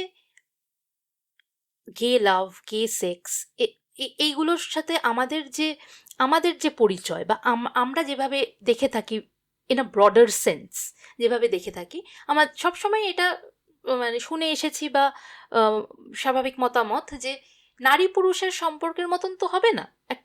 একটা পুরুষের সম্পর্ক কিভাবে একটা নারী পুরুষের সম্পর্কের ওই হাইটটাই পাবে না। কিন্তু এই সিনেমাটা সেই কথাটাকে যেন প্রত্যেকটা মুহূর্তে ভাঙতে ভাঙতে চলেছে। মানে প্রথম থেকে ওদের যে একটা ফ্লার্টেশাস মুড, তারপরে ওদের মান অভিমান যেটা তুই বললি, আচ্ছা, এই যে বিভিন্ন ফেজের মধ্যে দিয়ে এগোচ্ছে সম্পর্কটা, একবারও কি মনে হচ্ছে যে এটা একটা নারী পুরুষের সম্পর্ক থেকে কোনোভাবে আসলে নারী পুরুষ ভাবে কিছু মনেই হচ্ছে না, কিছুই দুটো মানুষ। এক্স্যাক্টলি এইটাকেই আসলে ডিরেক্টর আনতে চেয়েছেন, যে প্রেম মানে কি দুটো মানুষের ভালোবাসা, সেখানে নারী পুরুষ, নারী নারী, পুরুষ পুরুষ এইসব ম্যাটার করে না। তো ওই স্কাল্পচার গুলো কিন্তু হেলেনিস্টিক পিরিয়ডের, এটা এলিওর বাবা একটা জায়গায় মেনশন করেছেন। তো এইটা খুব ইন্টারেস্টিং। আমি তখন একটুখানি এটা নিয়ে দেখছিলাম যে হেলেনিস্টিক পিরিয়ড বলতে কোন সময়টাকে বোঝায়, বা কেন ডিরেক্টর হেলেনিস্টিক পিরিয়ডের স্কাল্পচারই সিনেমাটাতে শো করলো, এই প্রশ্নটা। কারণ এইটা না আমার মানে যে কোনো সিনেমা দেখবার সময় বারবার মনে হয় যে এই সিম্বলগুলোই কেন দেখালো, ওইটা কেন দেখালো না, এই এরার পেন্টিংটাই কেন দেখালো, অমুকটাও তো দেখাতে পারতো। তো এইগুলোতে কিন্তু যে ডিরেক্টর বা যে রাইটার সে অনেক কিছু না বলেও বলে দেয় যে কি বলতে চাইছে। তো এখানে হেলেনিস্টিক এরা মানে হচ্ছে যে গ্রিসে আলেকজান্ডার মানে মারা যাওয়ার পরে 323 বিসি, যেটা তার পরের যে সময়টা মানে 323 বিসি থেকে 31 বিসি, মানে উল্টো যায় বিসি। তো এই পুরো সময়টা প্রায় 300 বছর, এটাকে হেলেনিস্টিক পিরিয়ড বলে, which is after the death of Alexander. তো এবার আলেকজান্ডারের আগে যেই পিরিয়ডটা ছিল সেটা হচ্ছে ক্লাসিক্যাল গ্রিক পিরিয়ড বা ক্লাসিক্যাল আর্টের সময় বলতে পারো। এবার ক্লাসিক্যাল আর্টের সাথে বা ক্লাসিক্যাল স্কাল্পচারের সাথে হেলেনিস্টিক স্কাল্পচারের একটা ডিফারেন্স আছে। সেটা হচ্ছে যে ক্লাসিক্যাল স্কাল্পচারগুলো তোমার মানে ক্লাসিক্যাল গ্রিক স্কাল্পচারগুলো গড অ্যান্ড গডেসেস এদেরকে নিয়ে বেশি হতো, and the sculpture was much more stoic, expressionless, দাঁড়িয়ে আছে, এই ধরনের ছিল। হেলেনিস্টিক স্কাল্পচার যদি আমরা দেখি সেখানে কিন্তু আমরা দেখবো যে it's much more about the common people, যে এমনি পুরুষ এমনি কোনো নারী তাদের নিয়ে আঁকা মানে আঁকা না মানে স্কাল্পচার বা ভাস্কর্য নির্মাণ করা হচ্ছে। এবং আরেকটা যেটা হচ্ছে, যেটা ক্লাসিক্যাল গ্রিক স্কাল্পচারের থেকে আলাদা করে দিচ্ছে হেলেনিস্টিককে, সেটা হচ্ছে যে these Hellenistic sculptures has a very expressive movement. Okay. সবগুলো একটু লিন করে দাঁড়িয়ে থাকে, হ্যাঁ হ্যাঁ সোজা হ্যাঁ, হয়ে হ্যাঁ, কেউ হ্যাঁ। একটু লিন হয়, ভীষণ এক্সপ্রেশন, মানে বডিলি এক্সপ্রেশন, মানে Facial. Facial expression, and also they are very ornate, মানে অর্নেট ডিটেলসটা খুব হ্যাঁ, বেশি হেলেনিস্টিক ইয়েতে। আর যেটা বলছিলাম যে খুব রিয়ালিস্টিক অ্যানাটমি, এইগুলো কিন্তু ক্লাসিক্যাল এজের থেকে হেলেনিস্টিক এজের আলাদা। এবার কেন এটা হঠাৎ চুজ করে নিল ডিরেক্টর যিনি? আমি দুটো হেলেনিস্টিক স্কাল্পচারের কথা একটুখানি বলি। একটা হচ্ছে লকুন অ্যান্ড হিজ সানস বলে একটা স্কাল্পচার আছে, হেলেনিস্টিক স্কাল্পচার। সেটা হচ্ছে যে লকুন হলো ট্রয়ের একজন প্রিস্ট তিনি ছিলেন, এবং তার দুই ছেলে।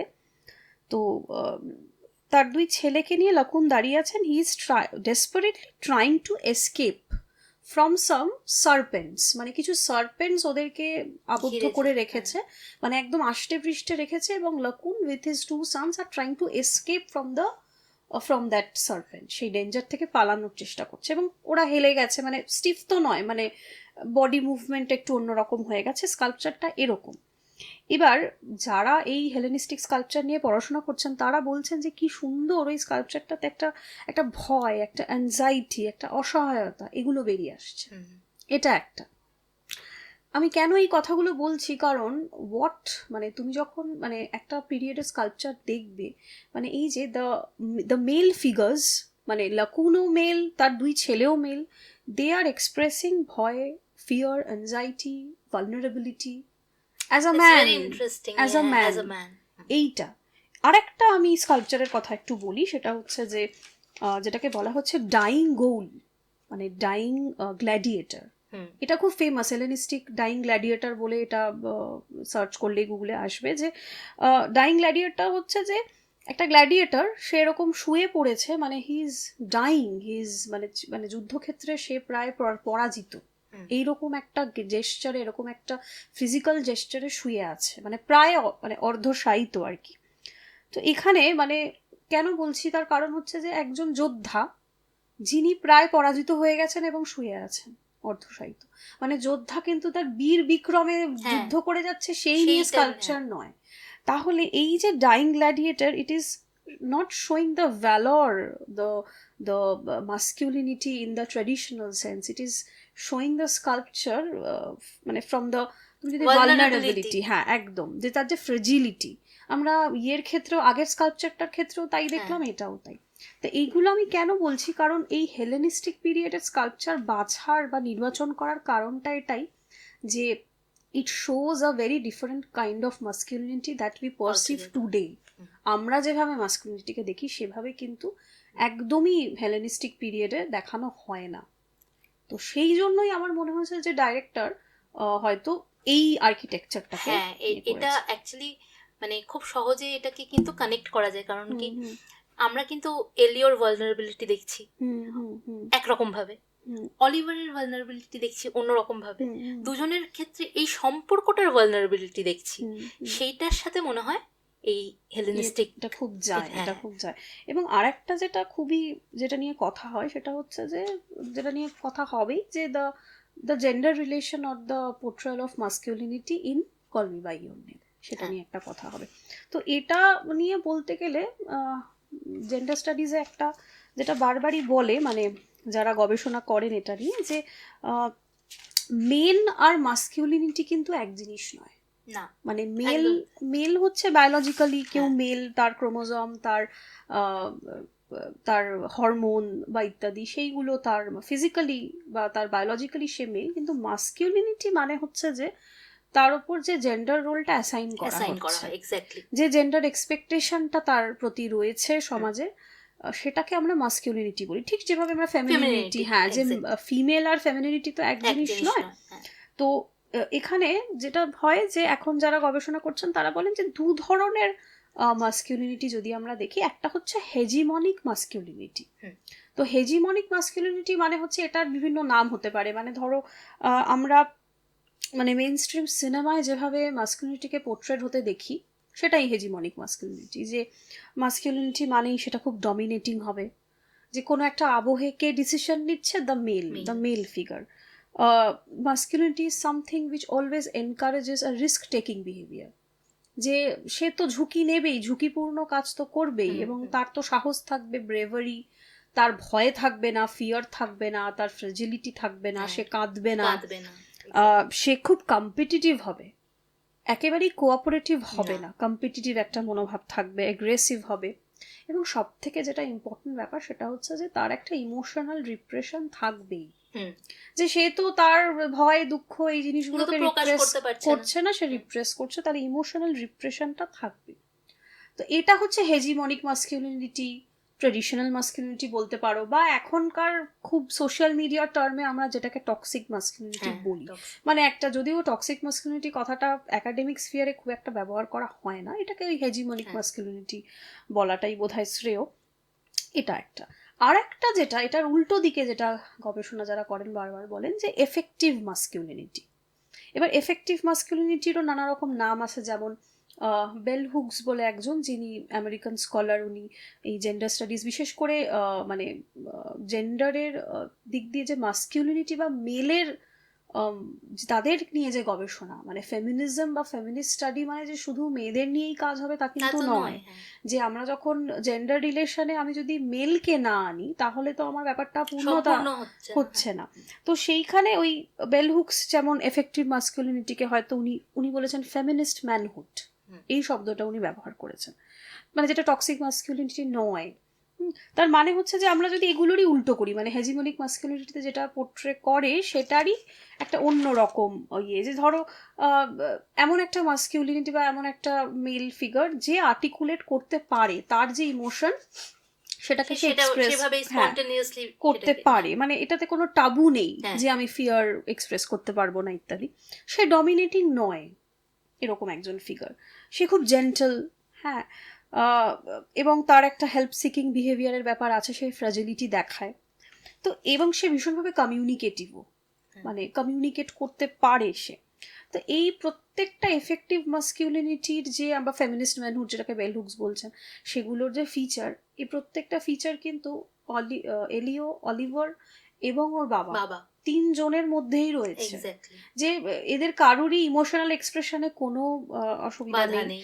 এবং আর একটা দেখছিলাম যে এটা এলিওর যে বাবা, অনেক জায়গাতে উনি যখন হাঁটছেন উনি একটা অদ্ভুতভাবে একটা একটু নেচে, একটু একটা খুব জয়ফুলি, উনি খেতে আসছেন ডিনার টেবিলে, মানে ডিনার টেবিল বা লাঞ্চ টেবিল যাই হোক না কেন, একটু লম্ফঝম্প করে, এটা বাচ্চাদের মতো একটা জয়ফুল ইয়ে। তো এই যে ব্যাপারটা, যে একটা ভীষণ অ্যাংরি ইয়াং ম্যানের মতো একদম লুক নিয়ে এভাবে থাকতে হবে এরকম কিন্তু ব্যাপার নেই, অথচ মানে সে যেভাবে সিনেমাটা দেখানো হয়েছে, তো master of the house is this man, এবং সেই গবেষণা করাচ্ছে, সে টিচার, সে প্রফেসর, কিন্তু তার মধ্যে সেই রকম কোনো ফিচার্স না, সেটা নেই। এবং ভীষণভাবে কমিউনিকেটিভ সকলে তো বটেই, যে একদম শেষে এবং কমিউনিকেট করতে একে অপরকে হেল্প করছে, এইটাও একটা কিন্তু দারুণ জিনিস, যে বাবা ছেলেকে বলছে যে মানে কোনো ব্যাপার না, মানে এই যে একটা স্পেস তৈরি করে দেওয়া, সেটা কিন্তু একটা বিশাল ব্যাপার, কারণ মানে এটা তো মানে স্বাভাবিকভাবে তো আমরা এটা দেখতে পাই না, মানে কখনোই দেখা যায়, মানে হ্যাঁ, এটা নিয়ে একটুখানি বলি যে ইটালিতে কিন্তু এটা তো 1980 প্রেক্ষাপটে গল্পটা লেখা এবং সিনেমাটা বানানো, কিন্তু তার কিন্তু প্রায় অনেক বছর আগেই ইটালিতে homosexuality is not a crime from many years before. তাহলে হোমোসেক্সুয়ালিটি নিয়ে কিন্তু শুধু প্রবলেম না, ব্যাপারটা হচ্ছে যে how a father or a man should reciprocate, হ্যাঁ, সে কিভাবে এক্সপ্রেস করবে সেইটা, মানে হোমোসেক্সুয়ালিটিটা এখানে মেইন ব্যাপার নয়, মানে শুধু সেটা নয়, হ্যাঁ, মাস্কুলিনিটিটাও একটা খুব ইম্পর্টেন্ট একটা ব্যাপার, হ্যাঁ। তো সেখানে আমার মানে শেষের দিকে যখন এলিওর বাবা এলিওকে পাশে বসিয়ে বলছে যে প্রত্যেকটা ইমোশন ফিল করারই কিন্তু একটা দরকার আছে, তুমি ইমোশনালি নাম্ব হয়ে যেও না, এক্স্যাক্টলি, এই যে কথাটা, দিস ইজ আ মানে এই কথাটা যে কতটা দামি একটা কথা, মানে একজন বাবা তার ছেলেকে বলছে, যেখানে, এবং এখানে কিন্তু মাকেও রাখতে পারতো, কিন্তু মাকে না রেখে বাবার ছেলের কনভারসেশনটাই রেখেছে। মানে আমার এটা কেন এত ভালো লাগে, কারণ আমরা ট্রেডিশনাল ফ্যামিলিতে সবসময় দেখি যে the father is the last one যার সাথে কমিউনিকেট করা যায়, যে এরকম কথা আমরা শুনি না, বাবার সাথে তো কথাই বলা যায় না, মার সাথে অনেক কিছু শেয়ার করা যায় কিন্তু বাবার সাথে করা যায় না।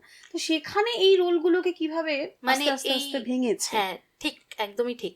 কারণ এই যে দূরত্বটাকে হুম, ভেঙে হুম, দিয়েছে, হুম, মানে হুম, বাবা আর ছেলের মধ্যে যে হুম, স্বাভাবিক দূরত্বটা আমরা দেখে থাকি নর্মালি, হুম, সেটা এখানে একদমই নেই আর কি, প্রথম থেকেই নেই। হুম। মানে সিনেমাটার একদম শুরু থেকেই কিন্তু সেই না, সেটা নেই। ডিস্টেন্সটা নেই। আর আরেকটা যেটা খুব ইন্টারেস্টিং, মানে আমরা যখন জেন্ডার নিয়ে কথা বলছি, সেটা হচ্ছে যে জেন্ডার্ড স্পেস বলে একটা ব্যাপার হয়। জেন্ডার্ড স্পেস মানে হচ্ছে যে, ধরো একটা স্পেস যেটা কোনো একটা জেন্ডারের প্রতি অ্যালোকেটেড নয়। মানে ধরো ওয়াশরুম তুমি বলতে পারবে না, কারণ ওয়াশরুম তো allocated and it is well written and announced, যেটা লেডিস বা এটা জেন্টস।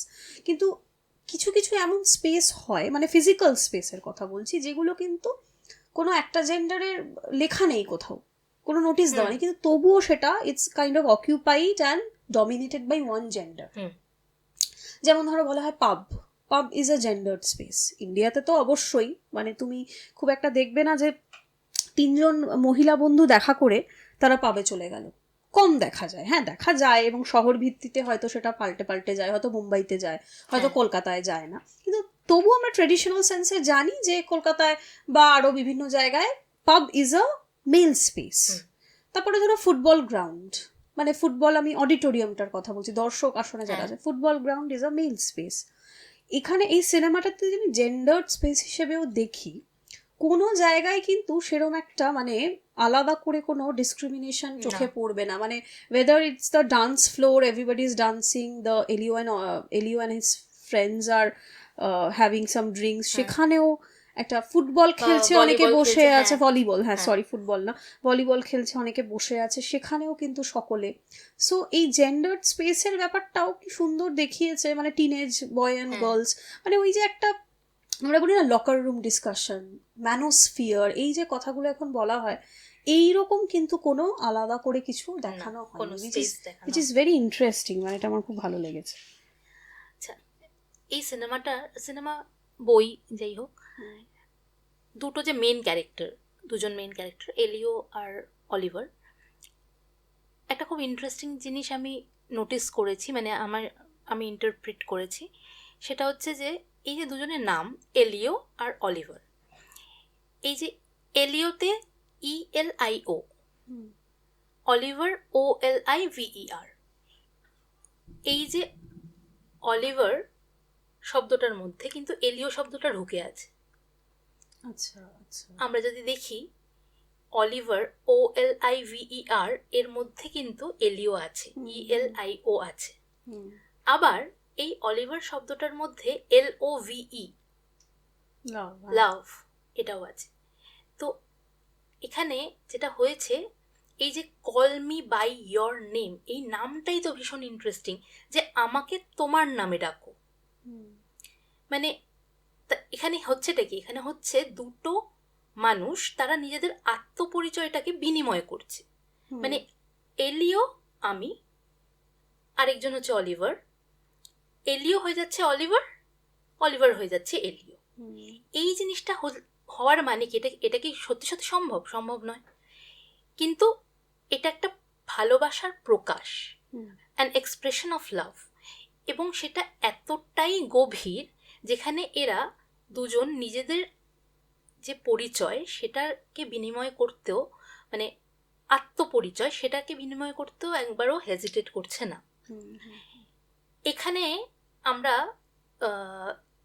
একটা রেফারেন্স আমার ভীষণভাবে মনে পড়ছে, সেটা হচ্ছে ভিক্টোরিয়ান লেখিকা এমিলি ব্রন্টের একটা খুব বিখ্যাত উপন্যাস, সমস্ত ইউনিভার্সিটিতে পড়ানো হয়, উদারিং হাইটসে যে দুজন মুখ্য চরিত্র ক্যাথরিন আর হিথক্লিফ, এই ক্যাথরিন আর হিথক্লিফের ভালোবাসা, যদিও এটা নারী পুরুষের ভালোবাসা, কিন্তু আমি বলছি এখানে নারী পুরুষ পুরুষ পুরুষ এই সব কিছুকে সরিয়ে রেখে দুজন মানুষের ভালোবাসার কথা যদি আমরা বলি, ক্যাথরিন আর হিথক্লিফ, এদের দুজনের ভালোবাসাটা এমন, মানে এরা একে অপরকে আলাদা হিসেবে দেখে না, দুটো আলাদা এন্টিটি হিসেবে দেখে না, দেখে দুজনে মিলে একটা ইউনিট। সেই জন্য কিন্তু এখানে প্রশ্ন আসতে পারে যে ওদের রিলেশনশিপটা তো ভীষণভাবেই একটা মানে ব্রোকেন রিলেশনশিপ, প্রচণ্ড ঝড়ঝঞ্ঝা এই রিলেশনশিপটার উপর দিয়ে গিয়েছে, এই রিলেশনশিপটা সম্পূর্ণতা পায়নি। হিথক্লিফকে আমরা দেখি ভীষণ অ্যারোগেন্ট একজন, ভীষণ মানে কি বলবো, রিভেঞ্জফুল একটা ক্যারেক্টার, ঠিক আছে। শেষে আমরা দেখি যে ক্যাথরিন তার মানে ডেথ বেডে যখন ফিরে আসে হিথক্লিফ, তখন ওই যে প্যাশনটা দুজনের আবার মিলন হচ্ছে, সেই প্যাশনটা, তার মধ্যেও কিন্তু কোনো সম্পূর্ণতা নেই, কারণ ক্যাথরিন মারা যাবে, ওর মেয়েকে রেখে ও মারা যাবে, এবং হিথক্লিফ তারপর বেঁচে থাকবে অনেক দিন, তারপরে আরও 2 জেনারেশন কাটবে। কিন্তু তার মানে এই দুটো মানুষের ভালোবাসায় প্যাশন আছে, প্রচণ্ড তীব্র একটা অনুভূতির জায়গা আছে, কিন্তু রিলেশনশিপটা সম্পূর্ণ হচ্ছে না। এবার হিথক্লিফ একটা সময় ওদের বাড়ি থেকে ছেড়ে চলে যায়। তো এই বইটাতে একটা খুব ইম্পর্টেন্ট ক্যারেক্টার হচ্ছে নেলি। নেলি মানে যে হিথক্লিফ আর ক্যাথরিনকে বড় করেছে, মানে সে কিন্তু এদের মা নয়, মানে ওই বাড়ির একজন মানে পরিচারিকা বলা যেতে পারে, কিন্তু বাড়ির সদস্য হিসেবেই তাকে দেখা হয়। তো নেলিকে বলছে, আমরা দেখছি যে হিথক্লিফ চলে যাচ্ছে, এদিকে নেলিকে ক্যাথরিন বলছে যে মানে নেলি ক্যাথরিনকে জিজ্ঞেস করেছে যে তুমি কেন হিথক্লিফকে ভালোবাসো, ওর আরেকজনের সাথে একটা কোর্টশিপ চলছিল এডগার বলে, যে কেন তুমি একে বিয়ে করলে তোমার কী লাভ হবে, এই সমস্ত কথাবার্তা চলছিল। তো একটা সময় গিয়ে যখন নেলি ওকে ক্যাথরিনকে জিজ্ঞেস করে যে তুমি মানে কি ফিল করছো তুমি, তো তখন ক্যাথরিন একটা অদ্ভুত কথা বলে যে my love for Edgar is like the foliages in the wood. Time will change that, I am well aware. My love for Heathcliff resembles the eternal rocks beneath. Nelly, I am Heathcliff.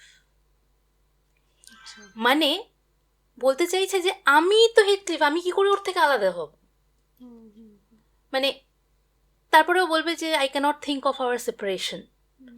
তো এই যে তার মানে কি দুটো আত্মা মিলে গেছে এক জায়গায়, এখানেও কিন্তু কল মি বাই ইওর নেমে আমরা সেই জিনিসটাই দেখতে পাচ্ছি, যদিও এটা wuthering heights-এর অনেক পরে লেখা হয়েছে, কিন্তু আইডিয়াটা সেম।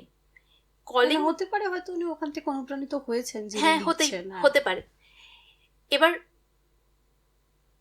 ওকে মানে আমাকে তোমার নামে রাখো, মানে আমি আর তুমি, তার মানে আমাদের মধ্যে কোনো ব্যারিয়ার রইল না, কোনো ডিস্টেন্স রইল না।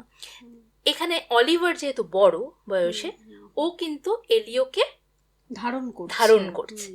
তা অলিভারের সেটা কিন্তু অদ্ভুতভাবে, উনি তো অন্য যে কোনো নাম দিতে পারতেন, এইরকমই নাম দিলেন কেন, এলিও অলিভার। এবং অলিভারের যে নামটা OLIV, আর তার মধ্যে এলিও ঢুকে বসে আছে, তার মধ্যে লাভ ঢুকে বসে আছে, তার মানে এটা যেন একটা বৃত্তকে সম্পূর্ণ করছে। মানে এই যে আমরা বাইরে থেকে দেখছি সম্পর্কটা সম্পূর্ণ নয়, আসলে কিন্তু সেটা ঠিক নয়, সম্পর্কটা সম্পূর্ণই। এবং এটা একটা সিম্বল, মানে এই যে এলিও আর অলিভারের নাম দুটো এইভাবে আনা। আর আরেকটা জিনিস, এই যে এলিও অলিভার, এই নাম দুটোর মধ্যে ও সাউন্ডের একটা আধিক্য আছে, এখানে শুরু হচ্ছে, তার মানে কি এর শেষ থেকে এর শুরু হচ্ছে, মানে একটা সার্কেল কমপ্লিট হচ্ছে। আমার হলো সারা অনেকটা একটা সার্কেল কমপ্লিট হলো। তার মানে সার্কেল কিন্তু সবসময় বদ্ধ হয়, সার্কেল তো খোলা না। তা সার্কেল জিনিসটা যেহেতু বদ্ধ, তার মানে সম্পর্কটাকে আমরা বাইরে থেকে যেরকম দেখছি যে সম্পূর্ণ নয়, এদের মিলন হলো না, মিলন তো অনেক রকমের হতে পারে, ওইটাই শুধুমাত্র একসাথে থাকাটাই তো মিলন নয়, মনের মিলনটা কোথায় যাবে। এই এত বছর পরে যখন অলিভার, আমরা দেখছি যে অলিভার বিবাহিত, তার 2 ছেলে আছে, এলিও নিজের লাইফে এগিয়ে গেছে, কিন্তু দুজনে কিন্তু দুজনের ব্যাপারে এখনো ওই প্রথম ওই যে সামারটা ওরা কাটিয়েছিল, ওই স্মৃতিগুলোই কিন্তু ওদের কাছে সব থেকে বেশি মানে ইম্পর্টেন্ট স্মৃতি বা কোর স্মৃতি। তো এইখানে এই জিনিসটা মানে এই যে নামের মধ্যে দিয়ে এই পূর্ণতাটাকে দেখানো, যে অলিভার আর এলিও, যে কোনো অন্য দুটো নাম দিতে পারতেন উনি, কিন্তু দিলেন না, এমনভাবে দুটো নামকরণটা করলেন যাতে এর মধ্যে একটা মিল চলে আসে, একটা মিলন চলে আসে। আচ্ছা, এই যে এই একটা একটা ভীষণ প্রচ্ছন্ন একটা সিম্বল, মানে কোথাও তো খুব মানে বড় করে বলা নেই কোথাও, না, এরকম প্রচ্ছন্ন সিম্বল কি আমরা ফিল্মটাতে আরো বিভিন্ন জায়গায় দেখতে পাই? বিভিন্ন মানে জায়গায় দেখতে পাই, বিভিন্ন জায়গায় দেখতে পাই। একটা হচ্ছে, একটা খুব প্রচ্ছন্ন সিম্বল হচ্ছে যেই শার্টটা পরে এলিও প্রথমবার আসবে ওদের আচ্ছা, বাড়িতে, আচ্ছা। সেটা হচ্ছে ওই শার্টটাকে বইতে উল্লেখ করা হয়েছে দ্য বিলোয়িং ব্লু শার্ট বলে। আচ্ছা। এবং একটা সিনেমাতে একটা জায়গা, একটা সিন কিন্তু আছে যেখানে ও বলছে যে আমাকে এই শার্টটা তুমি দিয়ে যাবে। হ্যাঁ, তারপর তো দিয়ে হ্যাঁ, যাচ্ছে। ও হ্যাঁ, দিয়ে যায়। হ্যাঁ। এবার এই যে শার্টটা একটা ব্লু, পাউডার ব্লু, ওটা মেনশন করা আছে ইয়েতে, আচ্ছা, হ্যাঁ, হ্যাঁ। বইতে, যে পাউডার ব্লু শার্ট। হুম, আর বিলোয়িং ব্লু শার্ট কেন? কারণ কি ও যখন ঢুকছে, মানে এলিও যখন, এই অলিভার যখন আসছে, শার্টটা উড়ছে, আর আচ্ছা। একটা ভীষণ মানে ওই একটা খুব সুন্দর দৃশ্য গল্প ওখানে উনি তৈরি করেছেন। তো শার্টটা উঠছে, ওরকম একটা ঝকঝকে নীল আকাশ, তার মধ্যেও ঢুকছে, মানে একটা মানে একটা কিছু হচ্ছে জীবনে, একটা নতুন কিছু শুরু হচ্ছে, একটা অধ্যায় শুরু হচ্ছে, সেরকম একটা ব্যাপার। তো এবার ওই শার্টটা পরে ওকে প্রথম দেখে, এলিও অলিভারকে প্রথম দেখে, এবং তারপরে আমরা কিন্তু বিভিন্ন সিনে ওই শার্টটাকে বিভিন্ন ভাবে আসতে দেখি। কখনো শার্টটার বাটন আপ, কখনো শার্টটার বাটন খোলা, কিছুটা ওর শরীরের মানে বুকের অংশ দেখা যাচ্ছে। তো বিভিন্নভাবে এই শার্টটা ওদের সেক্সুয়ালিটির মধ্যে ঢুকে পড়ে। আচ্ছা। মানে এই শার্টটাতে যেহেতু এলিও অলিভারকে প্রথমবার দেখছে, এবং ওর মধ্যে একটা মুগ্ধতা তৈরি হচ্ছে, ও কিন্তু ফার্স্ট সাইটেই অলিভারের প্রতি একটা মুগ্ধতা তৈরি হয়েছিল, সেটা বইতে স্পষ্টভাবে লেখা আছে। তারপর যখন প্রথম আসছে আসার পর বলে একটা যে হ্যাঁ, হ্যাঁ, সিনেমাটাতে তাই দেখিয়েছে হ্যাঁ, যে আসার পর এসে গেছে, এবং তারপরে ও গিয়ে জানলার কাছে দাঁড়াচ্ছে এবং হ্যাঁ, দেখছে হ্যাঁ, অলিভার দেখছে, ঢুকছে। তো তারপরে এই শার্টটা পরেই ওকে আমরা বারবার দেখবো, অলিভারকে বারবার দেখবো, এবং বইটাতেও বারবার ওই শার্টটার কথা মেনশন আছে। তার মানে এই যে এইটা খুব ছোট্ট জিনিস, একটা শার্ট, কিন্তু এই শার্টটা কিন্তু ওদের দুজনের সেক্সুয়ালিটির একটা অংশ। কিভাবে? সেটা এলিওর গেজ থেকে, মানে যেহেতু এলিও ওকে ওই প্রথম দর্শনেই ওর মধ্যে একটা মুগ্ধতা তৈরি হয়েছিল, এবং পরবর্তীকালে যতবার ওকে ওই শার্টটা পরে দেখে, ওর প্রথম দিনের কথা মনে পড়ে, ওই প্রথম মুগ্ধতার কথা মনে পড়ে, মানে পূর্বরাগ যেটা। হ্যাঁ। হ্যাঁ। এবার সেইখান থেকে তাই জন্য ও বলেছিল যে তুমি এই শার্টটা আমাকে দিয়ে যেও। মানে অলিভার তো এখানে সবসময় থাকতে পারবে না, কারণ ও একটা গবেষণার কাজে এসেছে, ওকে একটা সময় চলে যেতে হবে। তো ওর একটা অংশ আমি নিয়ে রাখলাম, মানে অলিভারের একটা অংশ এলিও চায় আর কি, নিজের সাথে থাকবে সবসময়, সেটা কিন্তু ওই শার্টটা। এরকমই আরেকটা জিনিস হচ্ছে ওই পিচ ফল, ওটা তো ভীষণভাবেই একটা চর্চিত, মানে ওটা হ্যাঁ, ভীষণই কথা, অনেক কথা হয়েছে, এবং সেটা একটা সেক্সুয়ালিটির একটা মানে ভীষণ, কি বলবো, মানে চর্চিত তো অবশ্যই, এবং ভীষণ অ্যাপ্টও বলা যেতে পারে, মানে ভীষণ যথার্থ একটা সিম্বল বলা যেতে পারে।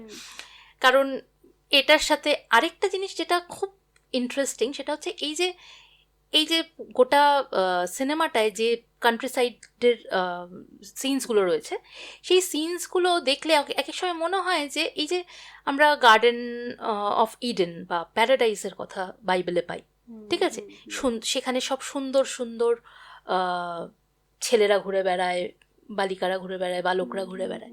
তো আমাদের কিন্তু ভীষণভাবে এমনভাবে তৈরি করা সিনগুলো, আমার মনে হয় যে আমরা যেন বাইবেলের ওই গার্ডেন অফ ইডেনকে লাইভ হতে দেখছি, আবার উঠে আসতে দেখছি।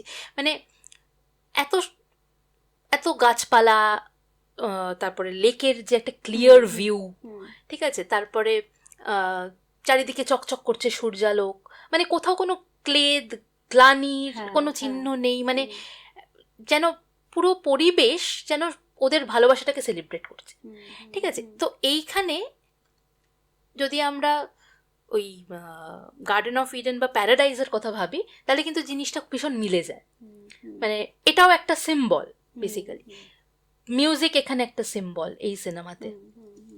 আসলে কোথাওই বলে দিচ্ছে না কিছু, কিন্তু কত হ্যাঁ, কিছু তাও আমরা কত এটা কিছু তাও ইয়ে করতে হ্যাঁ পারছি, decode এর করতে মধ্যে পারছি। থেকে আমরা আচ্ছা দুজনে যে সাঁতার কাটতে যায় একসাথে, এই সাঁতার কাটতে যাওয়াটা তো এই আমরা যে কোনো মানে মারাইন যারা অ্যানিমালস বা জীব, তাদের ক্ষেত্রে আমরা যখন এরা যখন যৌন সম্পর্কের মধ্যে যায় সেটাকে আমরা কি বলি, স্পোর্ট।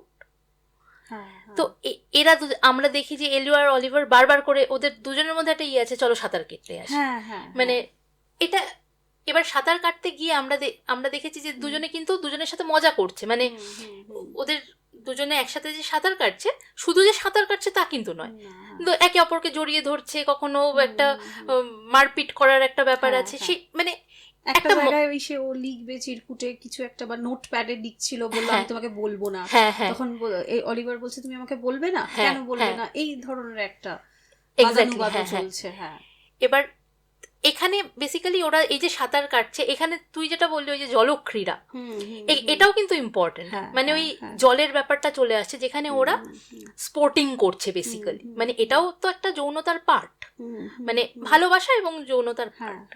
তো এই যে ছোট ছোট ছোট ছোট সিম্বলস দিয়ে অনেক বড় এবং অনেক গভীর কথা কিন্তু আমাদেরকে, মানে ডিরেক্টর তো বলেছেনই, এবং এই জিনিসগুলো কিন্তু বইতেও, মানে আন্দ্রেয়া সিমেনও কিন্তু এই ছোট ছোট সিম্বলস গুলো দেখিয়ে গেছে। মানে সিম্বলস নিয়ে কথা বলতে গেলে সত্যিকারের মানে সিনেমাটা জুড়ে, বইটা জুড়ে এরকম ছোট ছোট সিম্বলস ছড়িয়ে রয়েছে। তাহলে আজকে এ পর্যন্তই, আমরা পরের এপিসোডে আবার কোনো নতুন বই বা সিনেমা নিয়ে আসবো, হবে নতুন আলোচনা। আপনারা সবাই আমাদের সঙ্গে থাকুন, একটু আমাদের চ্যানেলটাকে লাইক এবং সাবস্ক্রাইব করবে, তাহলে আমরা পরবর্তীকালে আরো ভালো ভালো ভিডিও নিয়ে আসার অনুপ্রেরণা পাবো। ধন্যবাদ।